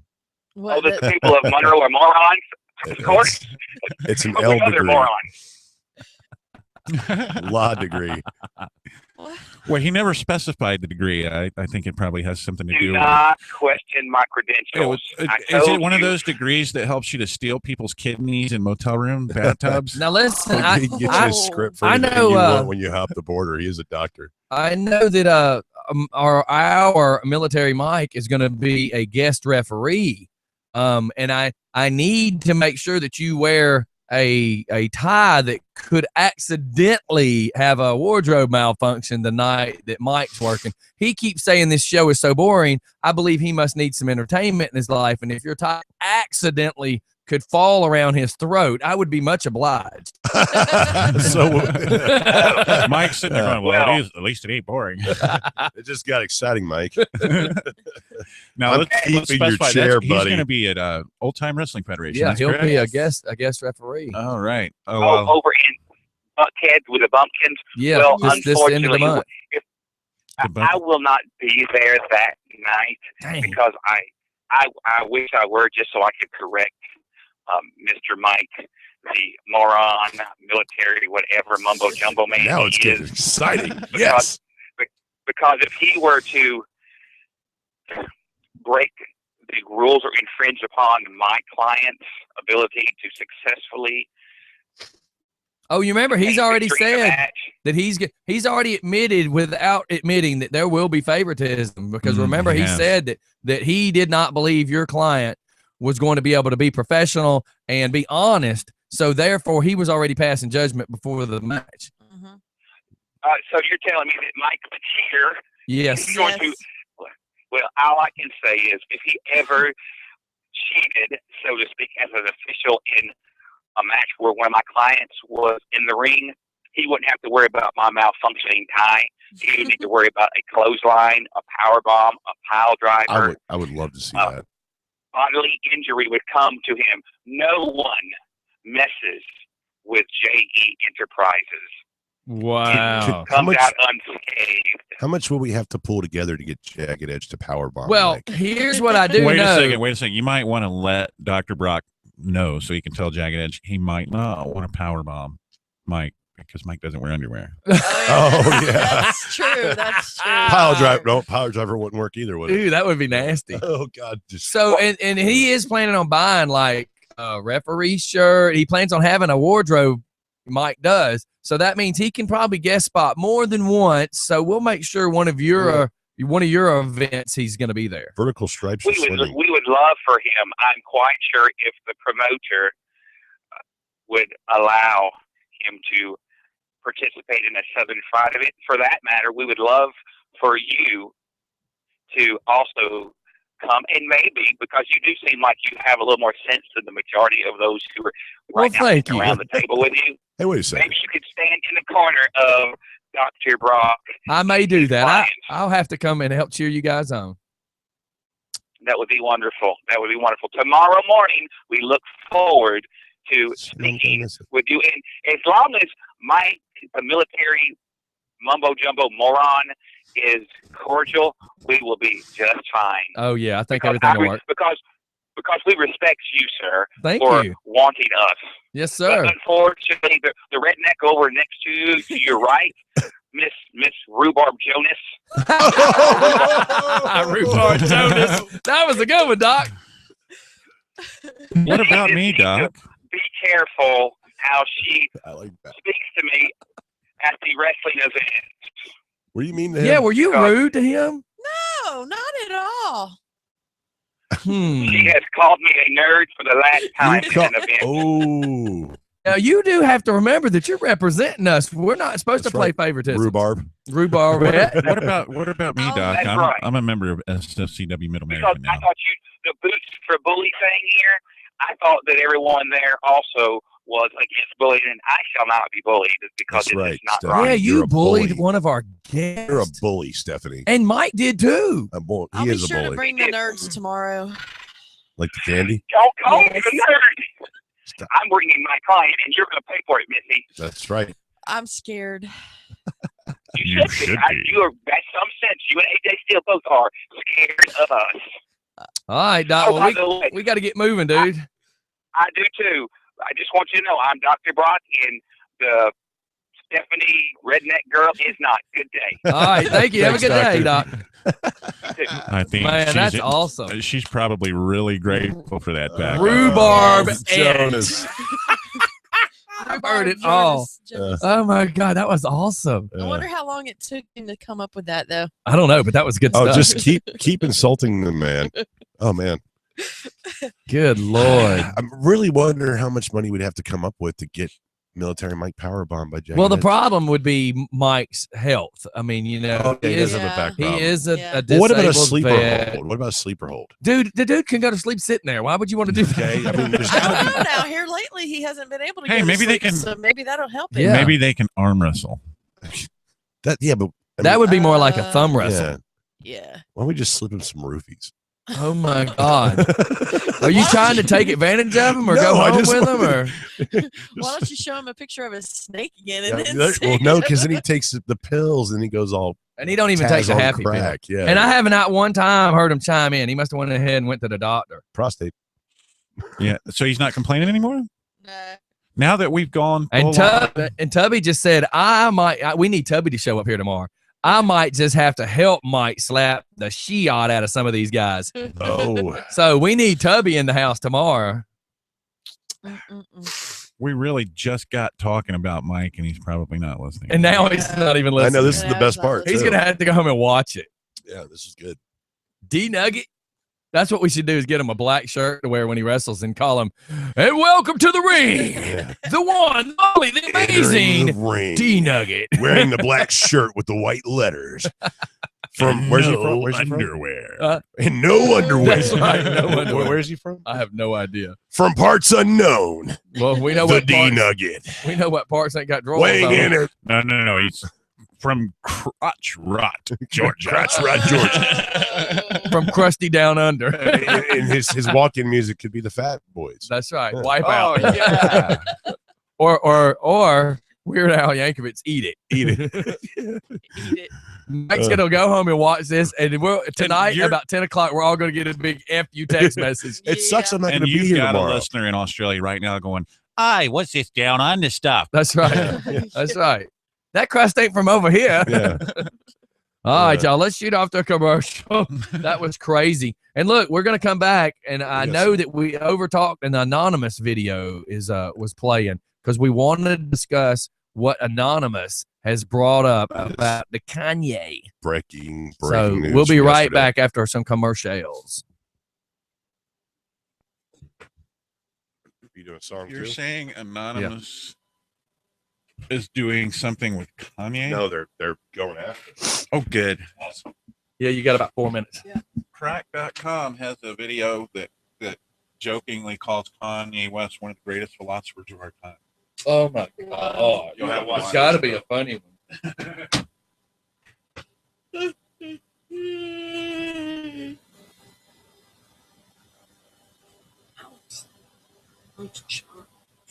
Oh my God! Tag team Tubby Styles and Sergeant Douchebag.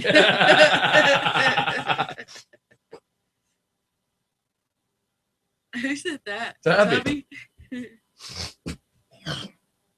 Oh.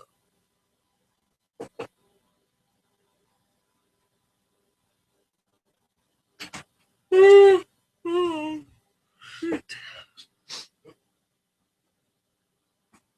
The beat.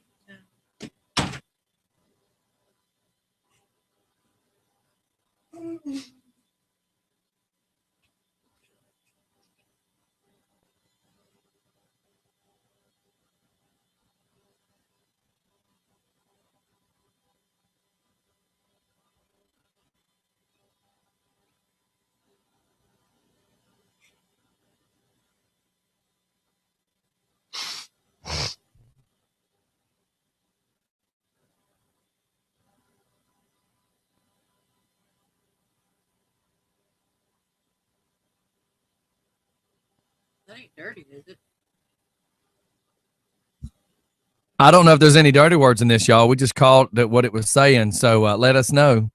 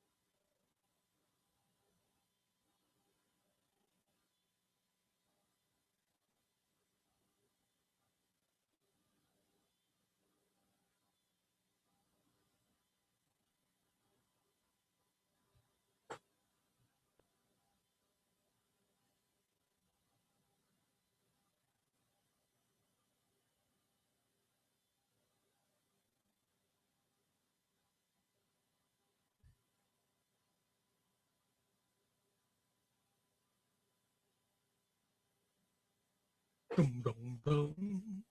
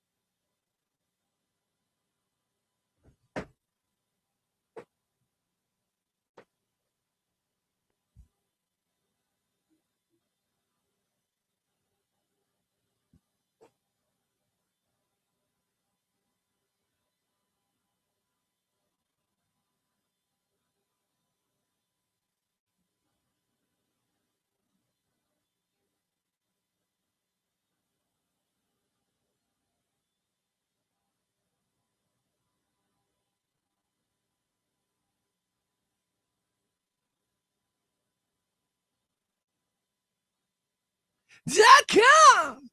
Sorry. You know, we're always going to have that stuck in our head. And sorry, y'all, we're over here doing work and stuff. If you noticed in video today, I've been very busy trying to do just multiple things that need to be done as far as getting this stuff for the next segment brought up and everything else. I'm fixing to go to Brad's Sports as soon as we go back live here in just a few seconds. So with all that being said, everybody hang tight. We are just seconds away from going back live on the radio show itself. Here we go. All right, everybody, we's back. We is back. I want to do the sports real quick while everybody's still getting seated again. Hang on. Getting seated. Good morning, Just for Funners. Happy Thursday. Good morning to the fantastic crew on the inside in there today. This is your Thursday version of your Coach's Corner with Brad Johnson. I want to wish everybody a happy Thursday. And guess what? Tomorrow's Friday. Hot diggity dog. We're almost there. Anyway, guys, Hawks off to a rough start to their 6-game road trip last night. The Hawks lose to the Denver Nuggets 115-102. Even a late run in the fourth quarter was not enough. They did outscore the Hawks, outscore Denver 34-17. But it wasn't enough to rally back. Hawks only shoot 42%, Denver at 50%, and the Hawks were out-rebounded last night 32-44. And that seems like a trend whenever we are losing or whether we do lose, which is not much. Normally I'm talking about is winning, but it seems when we do lose, our shooting percentage is down and we are getting out-rebounded. We only had 2 starters in double figures last night. That was led by the sharp-shooting Kyle Korver. He had 18 points. He was 6 for 8 from the floor, 5 for 7 from the three-point line. And by the way, he did pass Kobe Bryant last night for 12th on the three-point list. So good job, Kyle Korver. Next up for the Atlanta Hawks will be the Phoenix Suns on Friday the 13th at 10 o'clock. So tomorrow night at 10, the Hawks will be back on the hardwood. Yesterday in some Grapefruit League action, that's spring training baseball for all you those that don't know what that means. The Cardinals beat up on the Braves 6-2 yesterday. Next up for the Braves will be today versus the New York Yankees. Basketball tournaments are going on, guys. College basketball, I love this time of the year. Today's games in the SEC, you'll have Florida at Alabama, or Florida and Alabama today. You'll have Texas A&M and Auburn, Vandy and Tennessee, Ole Miss and South Carolina. Those games get it on today during the day. And in your ACC games, you'll have Virginia and Florida State. You have Louisville versus North Carolina, who beat Boston College yesterday to stay alive. You have Duke versus North Carolina State and Notre Dame versus Miami. So those games, again, going on today as well, heading into the weekend. And then once you get the weekend and all the tournament games over, then they'll start all the good seeding for the big dance, March Madness. Can't wait. Get your brackets ready. Oh, yeah, got to get that done. Anyway, and lastly, this weekend in NASCAR, the boys turning left will be at Phoenix International Raceway. Looks like an Infinity Series race Saturday and a Sprint Cup on Sunday. So, guys, you got to be careful out there going and coming on Thursday. Everybody be safe. Always do it. J4F. That is just for fun. And this has been your Coach's Corner with Brad Johnson. We'll see y'all. All right, and that's our boy. Pop-out. That's it. That's our Coach's Corner with Brad. Speaking of sports, you're a NASCAR fan. I saw Kurt Busch got reinstated. Yeah, that's what I saw.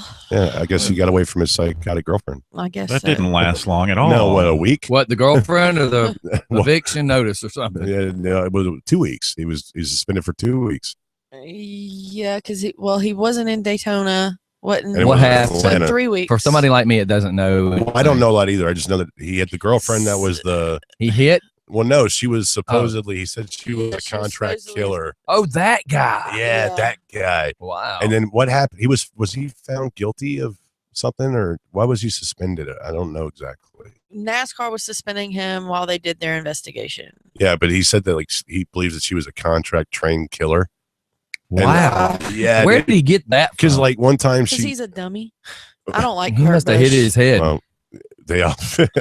His brother's not all that great either, but I don't know, just insane stuff, dude. I mean, like one time she like showed up she disappeared for a while and showed up in a blood splattered dress and a cocktail dress that was like covered in blood and like. It sounds like you're talking about an Angelina Jolie movie. That's what I'm thinking. Exactly. The dude's been watching too many fairy tales. Yeah, maybe he has it in his head. He might have a concussion or something. I don't know, but just crazy stuff. He's a dummy. I don't All right, like well, look, Kurt we're at 10:18, Okay, so I know we're probably going to go gotta- over a little today. But I wanted talk about this. Joey to. It all started with Joey calling me yesterday. Yeah, so yesterday I got let's a hear hit. this. I got a hit on this video yesterday, shortly after it broke yesterday afternoon. You know who Anonymous is, right? Of course, The yeah. hacktivist But what group. about the people that don't? So if you could Okay. explain. Anonymous is the hacktivist group. These guys are computer hackers. What they do is they are pretty much like they kind of do things. The only things that I know of what they've done so far are things that have been beneficial to us in a way. They're beneficial to reasonable People, democratic governments the world well, like over. I know, like they went after ISIS, Mm-hmm, which was awesome. Did they get them though? Did they really mess up They've gone ISIS? after a bunch of accounts These that were are linked to cool. ISIS. These are the people. hackers that were on. I think they were on live. I don't remember the show. It was a talk show where they were talking with members of the Westboro Baptist Church. Yes. And while they were on air, the representative, if you will, for Anonymous that day, got a little text and he said, "Oh, well, we're hacking your website right now." And Right. they pulled the website up and it was hacked by Anonymous. Yeah. Good. Wow. But not just that. I mean, like I saw him go after ISIS. But anyway, so I get a hit on this video yesterday, right after it broke. Now they're going after Kanye West, and the best part about Who is this, the biggest douche? yes, there is. and the best part about it is what they are saying is what we all know and believe. Right. We just don't have the voice for him to hear this, but Right. they do, and this is wonderful. This video gives me chills. That's right. But the cool thing about it, I read an article shortly after that his laptop was stolen the night before this video was released. Coinkydink? Maybe so. You know, it'd be really Yeah. cool if Kanye West responds to this by going on like CNN or something, and Anonymous breaks into the broadcast and says, Yeah. hey, I'm gonna let you finish. That's right. Yeah. But first, That's this right. is why But- such and such should have gotten this award. That's what I'm But been saying. Kanye Yeah. is a joke. And, Yes. he talks about being an artist and musician. He makes words rhyme. That's all he does. That's all he And does. he's So not he's a musician. almost a poet. Yeah. Almost. And he's- But this so is was a guy- Edgar this is a Allan guy- Poe. Well, Kanye West was given a contract by a designer label to make some shirts and Right. clothing, and he made a plain white T-shirt that would only cost you $70. Wow. That doesn't surprise me. Oh, But Wow. crap. he's a joke. His wife is a joke. You get a chance. Yes. You get a chance. Go to crack.com and look for Right.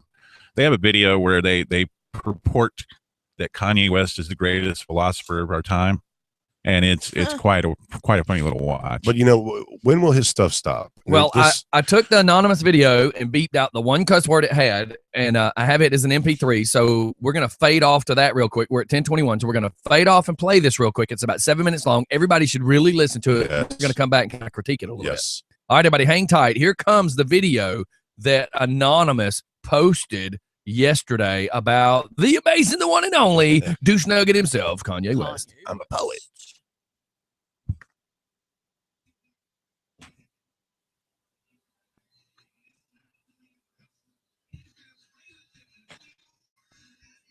I'm going to play this over.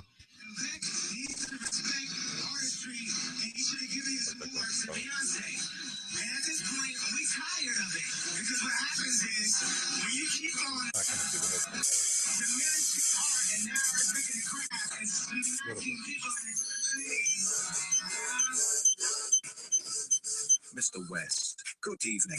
We are anonymous.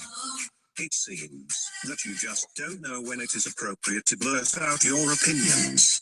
This is consistent with you. You always have to steal the moment from others who work equally as hard for their recognition. And you assume and even expect everyone else to be aligned with your personal opinions. You smack other artists in the face if they don't fit within your own personal definition of an artist. You're like a spoiled child in a grown man's body who is ready to set off a boiling temper tantrum the very moment you don't get all the things you want. I bet your wife is subconsciously fed up with raising a little boy for a husband. And I am sure your mother would have been so proud of your behavior. Can I ask you something? Would she have stood beside you and your wife's decision, to break the internet with Kim's full nude photos? There's nothing wrong with sacrificing your morality for a little bit of extra income and attention. Am I correct? You seem comfortable with your wife as she continues to milk society's attention with their uncontrollable obsession with sex. A woman who skates through life from the praise and worship fueled by the leak of a sex tape on the internet. Really, Mr. West? Is this the best you could do with so many talented, artistic women across countries? By approving this irresponsible behavior, you are accepting the reality that one day your daughter will face the repercussions of this photo with classmates in school. You also are condoning this to the young girls who follow Kim on Twitter and witnessed her success as she continually rises to fame and stardom, using her body. What a fantastic moral to spread, right? Well, there's an upbringing that would make every mother leap for joy. After all, what's wrong with teaching teenage girls that society actually rewards you for posing nude? Let's just influence the whole country to embrace perversity. That's a good way to lead society, as if it wasn't bad enough already. What a great idea you can teach your daughter. Why not take it further? Why don't we get a family portrait of all of your greasy bottoms lined up for the whole world to see? That would gain you a ton of attention. You can use it to promote your new shoes. That would be genius. And you can post an update picture each year and set the new standard for family values and business marketing. I'm a Christian. Ah, yes, your mother would have loved it. I'm sure she would have jumped right in the picture for her own close-up. Oh, Mr. West, I'm sure she would have been delighted with the both of you. I bet even Jesus himself would be proud to walk with you. My, you've changed so much since your humble beginnings. But you've never once been humble. You've always been egocentric. You see, Mr. West, we once had a great deal of respect for you. We admired your art, creativity, original vision, and non-conformity in your work. But now, Anonymous has targeted you here with this message because you disgrace what we stand for. When you self-proclaim to be a modern Renaissance prodigy in your radio and TV interviews with such an obnoxious history, it pisses us off. We watch the things you say and the way you depict yourself. You are not anywhere even close to the status of any of our brothers and sisters who made the Renaissance period what it was. I think it's time to awaken from your insanity, Mr. West. In reality, you're not a Renaissance man. You're just a new slave that the industry uses to help keep the population in a cycle of stupidity and distraction. Yes, you are an artist, but your example is still no different from the rest of Hollywood's figures, just programming the American youth to center all their attention on sex and material growth. The historical men who made the Renaissance era impactful had actually done things to revolutionize the way we think and understand our world. Many of them were sentenced to death because they dared to tell the truth and stood up to the powers who use fear to repress the truth from the people. You, on the other hand, have changed nothing. Yes, we acknowledge all your talent, Mr. West, but we also acknowledge that you have a large voice, bankloads of money, and a strong following, and no one man should have all that power. But with all of that, one man can change the world. Instead, you waste the powerful opportunity and pollute the planet even more with your bickering, loud-mouthed, overgrown ego, annoying influence, and missionless message. You have no foundation on what it is exactly you were even set here to do for this planet with all that money of yours. Fashion shows are not going to make the world a better place, Mr. West. You don't have all the answers. Your priorities are warped by the Hollywood celebrities that you're surrounded by. In case you haven't noticed, we're now living in a mad world that is falling apart, and your obsessive interest in fashion will not benefit anything meaningful to help humanity's future in it. It is a complete waste of time. But sadly, you probably will never see yourself in this way. Deep inside of your incredibly large mind, the world is already perfect, and it has no need for any heroes. And it is a pity, because your blind sight will never allow you to see just how empty your accomplishments really are to the future of our species. You represent yourself as a man of class, yet everything you say and do is the exact opposite of that. And for that, Anonymous would like to extend a sincere and jolly Q. You will always be the hot-headed, Chicago-born, spoiled little brat that you are, and no expensive designer wear can ever cover that up. Anonymous is sounding off the new Renaissance era this year for humanity, and if you don't shape up, then your legacy will not be included. Poor examples, such as yourself, will not be tolerated anymore in the new age. You got the power to let power go. Dear Anonymous. How awesome! All right, there we that? go. Everybody How should awesome. check out the video. Yes, that gives me chills to watch it, man. I'm probably going to share it. I didn't want to Yes. share it yesterday. We Let me cut my wanted to volume break back it. down. That's why the first Yeah, thing I wanted when to show as soon it as I this saw way. this video, I called Scotty, and I'm like, dude, you've got to go on my page and watch it because I didn't think about it. I reposted it. And I'm like, damn, I shouldn't have posted it, but I didn't have another way to share it with him. He's such a media terrorist, if that makes sense. Yes, Well, he he is. wants this to is the show thing. up. I'd like to point this out. If you're listening to this and you're thinking about Anonymous.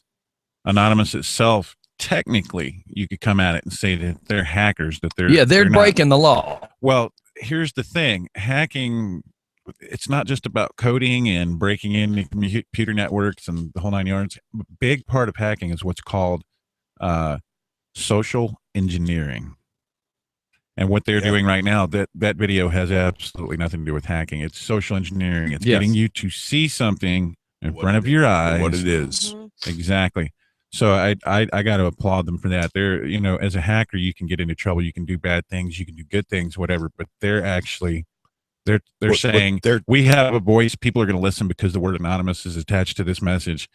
What they're doing, they're using their reach to be able to. Everybody is saying Exactly. what they're saying, but he can't hear it because we don't have the power for him to hear it. Yeah, they do. That's exactly and I right. love it. Well, it's an oxymoron. That's kind of like what I do here. So many people will hit us up and say, listen, I need this out there, but I don't have the reach that you do. Yeah. So we use the radio station. I know. The problem is to Kanye reach. has too much reach. He and has he's too not much. saying anything. Exactly. He's of got more reach consequence. than we do. Because I got a white shirt. I mean, I've heard something like that before about him, and that just blows my mind. Yesterday, I actually did keep up. You posted some things on Facebook yesterday that were 5 times more wise or interesting or worthy of development than anything 90% comes the out of things. him. Exactly. Yeah. And that's what blows my mind is you'll have people like me that have more passion in the world to fix the world than a gentleman like him that has the power to do it. And they're horrible. They're leeches. They're vamps. They take what they can get. Christians, when they're talking about Jesus, one of the things they say is either Jesus was who he said he was. Yeah. That he was God or whatever. Or they're saying he was a crazy man. It was one or the other. Well, Kanye has said some things that lead me to believe he's a crazy man, and he knows he's a crazy man, and he everybody doesn't else care knows either. he's a crazy man. Yeah. And at what point does his wife realize, man, this booty call sure did go wrong? Well, you have to have a certain the threshold of brain cells to realize things. I'm The not stupid, sure she. The stupid thing about it was they were actually friends before they got married. That means she knew he was a she D-nugget. knew he was Yeah.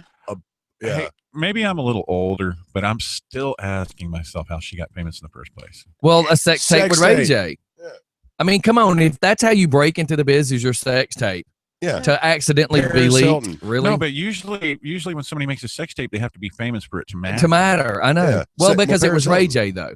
No, the thing is these are Hollywood rich kids Yeah. that grew up on the club scene and had money because of their parents. Yeah. And they got notoriety because they hung with celebrities and they had money already.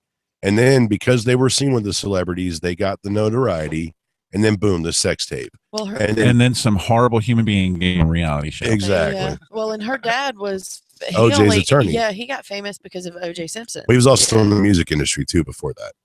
Oh, I did not Yeah, know which that. nobody knows because of the whole, Yeah, 'cause shadow over OJ. Yeah. I remember Kanye West's first video. It was like you were looking out through his eyes, I believe, was how the video was played.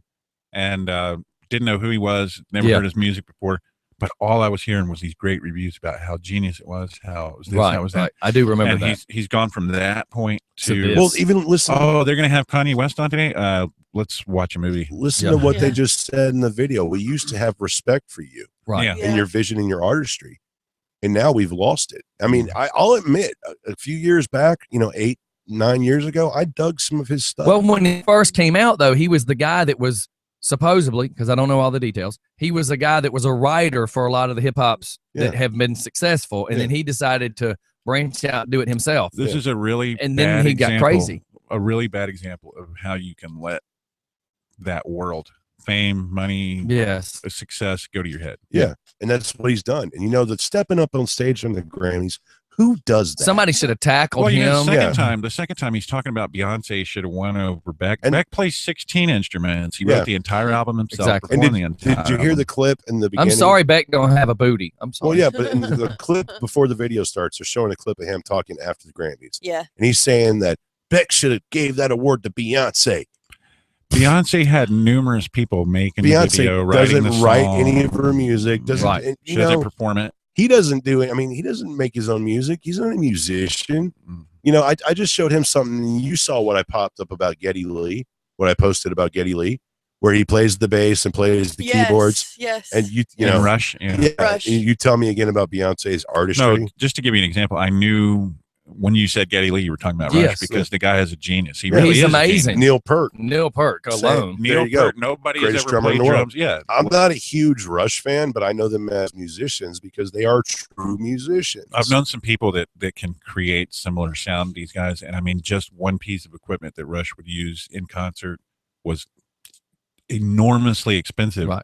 but they had to have it to have their sound. You know what I mean? To set them apart.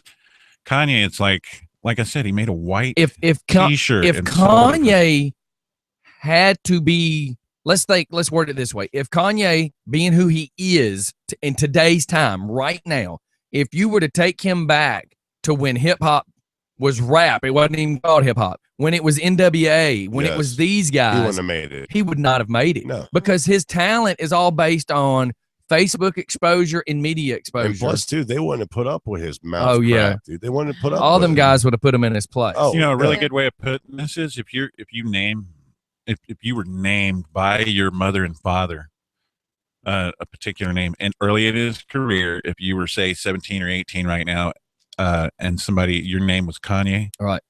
You'd be like, hey, I bet my parents named me after this guy. Now you're Right. like, oh God, why couldn't they call me Bruce? That's You know? right. Yeah. Tony. I mean, Yeah. I'm stuck with this name now. Look what a fool this guy That's is. right. Right. And I agree. Well, it's just sucky that this guy has turned out to be the D nugget that he has. It's just sad sad. thing is all these teenage kids. Well, I was going to say, you actually took my words out of my mouth and didn't even realize it. What about the kids that are looking up to him thinking that's who they're supposed to be That's like? music. That's Yeah. idol. This guy, Somebody who dogs out other people. yeah, Mm-hmm. this guy who Fame for fame's sake and no other reason. Yeah, he is only famous because of social media. Yeah. And people can say it's because of his music, but if social media and televisions and video cameras and YouTube wasn't around, and we were back in the 80s, like when Public Enemy with Chuck D, who was doing all this stuff, when you had Run DMC, this character would not have made it. I mean, No. Jam Master Jay was incredible, absolutely incredible. People don't realize that, like Ice-T, who's now mostly acting, nobody realizes that he was actually in the movie Breaking and Electric Boogaloo and all that stuff back in the day before he got discovered. People don't realize that LL Cool J was even in a couple of those movies before he was discovered. It's almost like somebody handed Kanye all the fame and all the money, but At he one didn't time. earn it. That's right. He didn't earn it. yeah. Funny thing about I know Ice-T, another guy like that. Go ahead. the funny thing about Ice-T, But- my first ever parental advisory tape was Ice-T.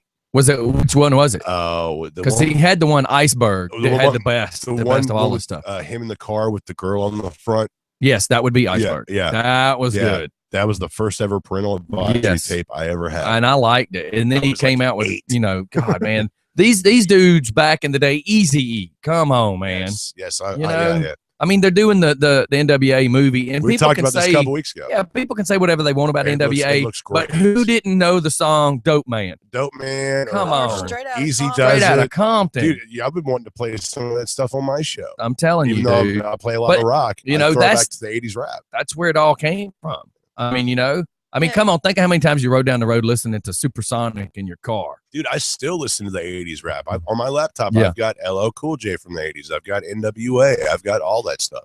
My favorite was Boys in the Hood. I love that song. Oh, yeah. The Boys in the Hood are And then always there was hard. the fun Come party talking rap, trash, like we'll pull your car. Young MC, just bust a move. That's right. And, you know, Young MC was another Said guy that like such a white guy. There was another. Just bust a move. Just bust a move. Kanye really has copied, believe this or not, has really copied Young MC, because Young MC was a writer who wrote for all these guys and decided, look, I'm going to make my own money. And he started doing it himself. And Kanye just copied somebody else. Yep. There's nothing original about Kanye. Because Young MC was actually with who is it? Stone Cold Medina dude. Tone Loc. Tone Loc. Stone Cold Yes. Medina. You think of a Wow, wrestler. dang. Stone Yeah, Cold. Stone Cold. It was Funky Cold Medina. Funky Stone Cold Medina. Yeah. No, I'm not a white girl. All the Stone Cold purples right in my Medina. house with a I was funky cold actually Medina. If she would have stone colded, if she would have stood up and thrown a bottle to the ground while she Stone said Cold it, I would have Medina. been like, really? Dun-dun, dun-dun, dun-dun, dun-dun, and her start doing the walk. Yeah, the strut. Are y'all talking about Rhubarb Jones? Rhubarette. Rhubarb Jones. I was actually looking at Kanye's or some of Kanye West's songs, and there's only 3 of them that I know. That's There's- because you're smart. Yeah, there's It's well, there's just stronger. sad that he's played the market like he has. Yeah, there's Stronger, Heartless, and Gold Digger. And I mean, I don't even The remember. Come on, only- Busta the only Rhymes thing actually had to genius- work. The only thing genius about Kanye West is his entire career proves how many people out there are led by the nose like sheep. Right. Yeah. That's what But- it And is. that's what again, Anonymous though- is trying to go against is the people being sheep. But it goes back to social media. I mean, Master P, dude, made all his stuff, and of course everybody clones it and copies it because that's hip hop. But he did all this, and this. He took his money, bought an agency where he's now a sports person, where he is the agency. He's a sports agent. He owns his own business, sports agents to several different, high valued customers, blah, blah, blah, blah, blah. A guy that took his money and made the money and went somewhere with it. Now think about the song, and I'm going to bring this up. I know we're running over, but does everybody remember that song, that the White Nerdy's based on? And it's called Riding Dirty? Yeah. You see Yeah. me rolling. Yeah. Okay. So They hate me. this guy made all this money. Do you know he won 8 Grammys, right? He's broke. He has to still work every day to pay for everything. His father drives FedEx trucks for my cousin's company. And he gave his father all these Bentleys, all these houses, all these cars. Well, the dad's down to like, I don't know the total, but the dad's got the house, got all the cars, but he has to drive an 18-wheeler to make, his $1,800 a week check, working all this OT to be able to pay all the taxes on everything his son bought. Now, his son still owns stuff, but he doesn't have a bankroll in his pocket. He's still having to hustle in the clubs every week to pay for everything. But here you are, a dude that has 8 Grammys, but you're going broke. Hmm. But that's just, they said Nelly's blown all his money. We already know Hammer blew all his money. Yeah. All right, we got Waterhead. Let's see what Waterhead's got to say real quick. Waterhead. Hey, what? Oh, we lost Waterhead. I don't know if he's trying to call the show or what. Well, I have from a listener while you're trying to figure that out. Kanye would still have made it due to culture support. He blew up after Jay-Z hired him. Yes. Yeah. All right, let's see what Jay-Z Waterhead. was even, they showed a picture of Jay-Z. Reached the voicemail box of 678. I don't want to give out Waterhead's number. Hey, this is the one and only Waterhead's photographer. If you could call me back, sir. Photographer. You've apparently not seen The Goat. Oh, yes, I have. I was around for that, dude. What are you talking about? Oh, God. yeah. The one and only Waterhead photographer. Yeah. I will be scarred for life. Yes. We'll call him back to see what he's got That going helps on. rise to I fame. hated the goat. Yeah, because there for the longest time, if you typed in Just for Fun Radio, The goat came up. Yeah, we had to take it off if you tried to Google pictures of Just for Fun. Hey, what's happening? Not much. We're live, so I didn't know if you wanted to talk on the show. Or... Hi, Waterhead. I'm not where I can listen this morning. No, I didn't know y'all were Okay. still on there. All right, give me a few minutes. I'll talk on the Huh? radio. What's up? What's up, y'all? What's up, Waterhead? What's up, Waterhead?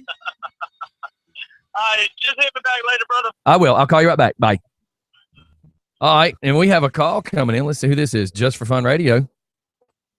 Just for Fun Radio. Yes, it is.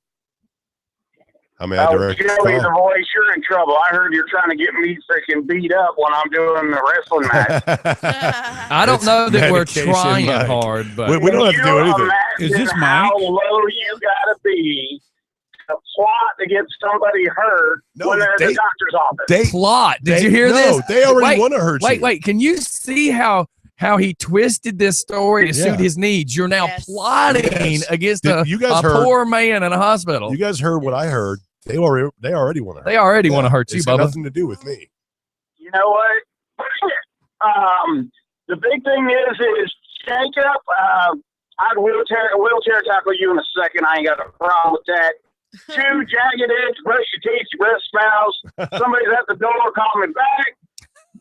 Redneck Stephanie, are you still on the radio show? Because I haven't even heard you breathe today. Oh, that's right. The voice is in my studio today. Yes, he is. Let's see. What else? I just want to cover everything real quick because I know. Are you buddy wearing Wes. underwear? You might want to cover that. Yeah, my buddy Wes. I cannot believe y'all picked the day that I'm not there to pick on my boy Wes. Wow, y'all got brunch this afternoon? Y'all going to eat down at the Crab Shack or something? Parasite on the freaking world. All right, who else? Who else were we picking on real quick? Because I know you got to go. You don't have anything to say in critique about the guest Andrew, of call? course, we all love you. Wow, look at that. He wants to pimp slap the doctor. Oh, he loves you. Andrew, would you please help DJ Scotty figure out how to work that camera? Jesus Christ. It's going to be out of its 3-year warranty soon if he doesn't figure it out. And I did. I showed Steph this morning how I couldn't get it running. Yeah, so he's technically challenged. Hey, it sounded like a great show. Of course, the VA is screwing me around some more. But that's what we do as soldiers. Yeah, they treat you guys like poop over there. I can't wait to be. I will be in the studio tomorrow. It's military, Mike, in the morning. Yeah, of course, I'm going to plug my show. Coming up about 2 weeks, The World According to Mike. Well, did you hear Dr. Brock when he called in? Yeah, you need to wear some body armor and maybe some underwear. Yeah, I care about that. He's gunning after like you. I care about that. He's looking like for I you. care. I'm bringing my own security detail. Huh? Well, now he's after me though. That's why I was asking Wait, if you would. If is you'd Tyler heard. your security detail? I'm Yes. bringing my own security detail. That's his security. I know security. Yeah. I'm bringing my own security detail. I got a couple big old boys from the military coming to help. Okay, so you hear it now. He talked all that smack, and he's like, "I got to bring me some big old military boys." You know what? It's called delegation. It's called scared. It's called delegation. It's called chicken sheep. Loser. You see what I'm saying? You're a natural-born loser? And next person that talks about my virginity, I will gut you. Virginity, dude, you haven't seen it in forever. He's talking about his bumhole. Oh, well, No, in that but- case, His you bum ain't bum. seen that forever either. That's just not true. That's just not that's true. just not I know true. it's there. I know He it's there. I wipes got a it long every arm. day, at least twice. Find it. Maybe 3 I times. can find it. All right, man. Well, I'm going to go let y'all finish up. All I can say really is boobies and poop. No time like that. Hey, don't play with any boobies or poop at the Veterans Hospital. Yeah, stay away from the poop. Golly. Was that a That's- request? Was that That's his a request? staph infection waiting to happen. He's at the hospital going, boobies and poop. Which is to actually this office, sir. Come here. Which is Come here. actually- Give me some E. coli. This I've is just been it's waiting for you. acceptable at the VA for somebody to stand up and scream out boobies and poop. Boobies and poop. Room 3. Walk this way. Now serving. All right, y'all. We're going to cut out of here. And you know why it's so cold? I just texted my daughter upstairs. She said the thermostat was stuck on 65. Oh my We turned it down to gosh. 65 to go to bed last night because it was hot. But it just kicked on. I'm like feeling it. It's always colder down here than it is upstairs. So. Yeah, my feet are frozen. I do have to say my nipples are a little. You're glad you went to that side of the table now, right? Just a little bit. Hold on. Me How- too. How yours? Yeah, they're peaking. I just got I got cold chills. I did too. I've had- It's because yeah, you I've felt had your cold nipples. chills. That's why. Well, that's why, right? Like, ooh. Well, I don't normally walk around doing that. Guys, before you cut our mics, thank you so much for having me back in here to hang out with you guys today, especially with your I got a plug. calling and everything. Yeah. Oh, wait, finish. Don't I'm interrupt, just saying, Mike. it was a great honor, and you guys pull off such a professional show, and I was tried. honored to be a part of it. Thank Now for you coming can in. talk. I just flicked in the bird. I got. Yeah, I know. I love you guys. I got to give a plug. Everybody listening to the sales office at TSI Solutions in Stone Mountain, Georgia, for all your industrial automation needs. I want to say hi to Marianne Watson, my lovely wife. Kiss up. Hi, honey. Listen. Hi, honey. Hi, honey. Kiss up. I love you. I'll be home in a little bit. All right, and we definitely want to offer the extended offer to you that the days that you can come in, text the night before if you know you're free, because like with Twilight, poor Twilight, he lives in Winder, and he does drive here every day. He'll drive to Loganville to meet with Mike, and then ride with him with Mike. And then the days he don't ride with Mike, he still show up. So I've got to give him mad props. We pick on him jokingly, Yes. but we're completely honored that he's even wanting to come here. He works very, very hard to be a part of this, to learn. Yes, he does. So when you Good guys kid. are like viral and have exploded across the world, and Are you broken the talking about internet- Mike's poop again? No, viral. Wow, that's an image, guy. Viral, exploding, movies and poop. No, go ahead. No, but when it gets there, Yeah. he'll be able to say he put in the time and he Oh, yeah. earned his stripes and he's part of it. So That's right. That's exactly right. All right, y'all. Well, we're gonna boogie. Everybody have a great afternoon. Enjoy. And we're still working. Literally, I planned on having everything switched over to the Mac. Yesterday, I was supposed to have like Skyped and FaceTimed with Billy to get the Mac completely tuned in and get us online with Mac. And then he texts me, and it's so funny. He texts me, says, "Hey, I'm not gonna be able to make it this afternoon." And I'm like, "Okay." Because I'm thinking something came up. He says, I'm having a baby. Oh, well, in that case, no problem. I mean, like, this is an excusable absence. that's It's right. okay. You're like, I'm not gonna be able to make it. And he says it so nonchalantly. And he's like, I'm on the way to the hospital with my wife. Yeah. So you get used to it after you have That's a one, little right? more important than like a punctured sidewall. That's on your right. tire, you know? Exactly. Yeah, it's like I'm not gonna be able to make it. I'm tired. That's No, right. I'm not gonna be able to make it. I'm having the baby. That's exactly right. All right, y'all. We're gonna cut out of here. We're now at 10:49. Everybody have a super terrific, amazing, great day. We got 52 seconds. Anybody want to say anything? Pa-pow. I did it just for fun. That's right. Be sure to tune in tomorrow to hear the Jagged Edge and Mr. Dr. Nerd themselves. Yes, I hope you Insulting heard that. again. Joseph Rhubarb. Brock the third. Bring her in wait, some wait, dentures, Doc. We need to wait a fit second, her. Wait a second. One final thought. Kanye sucks. Oh, well, that'll be on everybody's mind all day because we'll start pumping the video. Yeah, put it on the website. On the Put it website. now. Facebook. Oh yeah. And by the And way, I got to shut work up, on my Mike. website too. So, all right, everybody, we'll see y'all later. Everybody have a great day. Thanks for tuning in. We'll see y'all on the flip side. Shut up, Mike. Bye, y'all. Shut up, Mike. I farted Shut in up, your Mike. chair. Shut up, Mike. Bye-bye.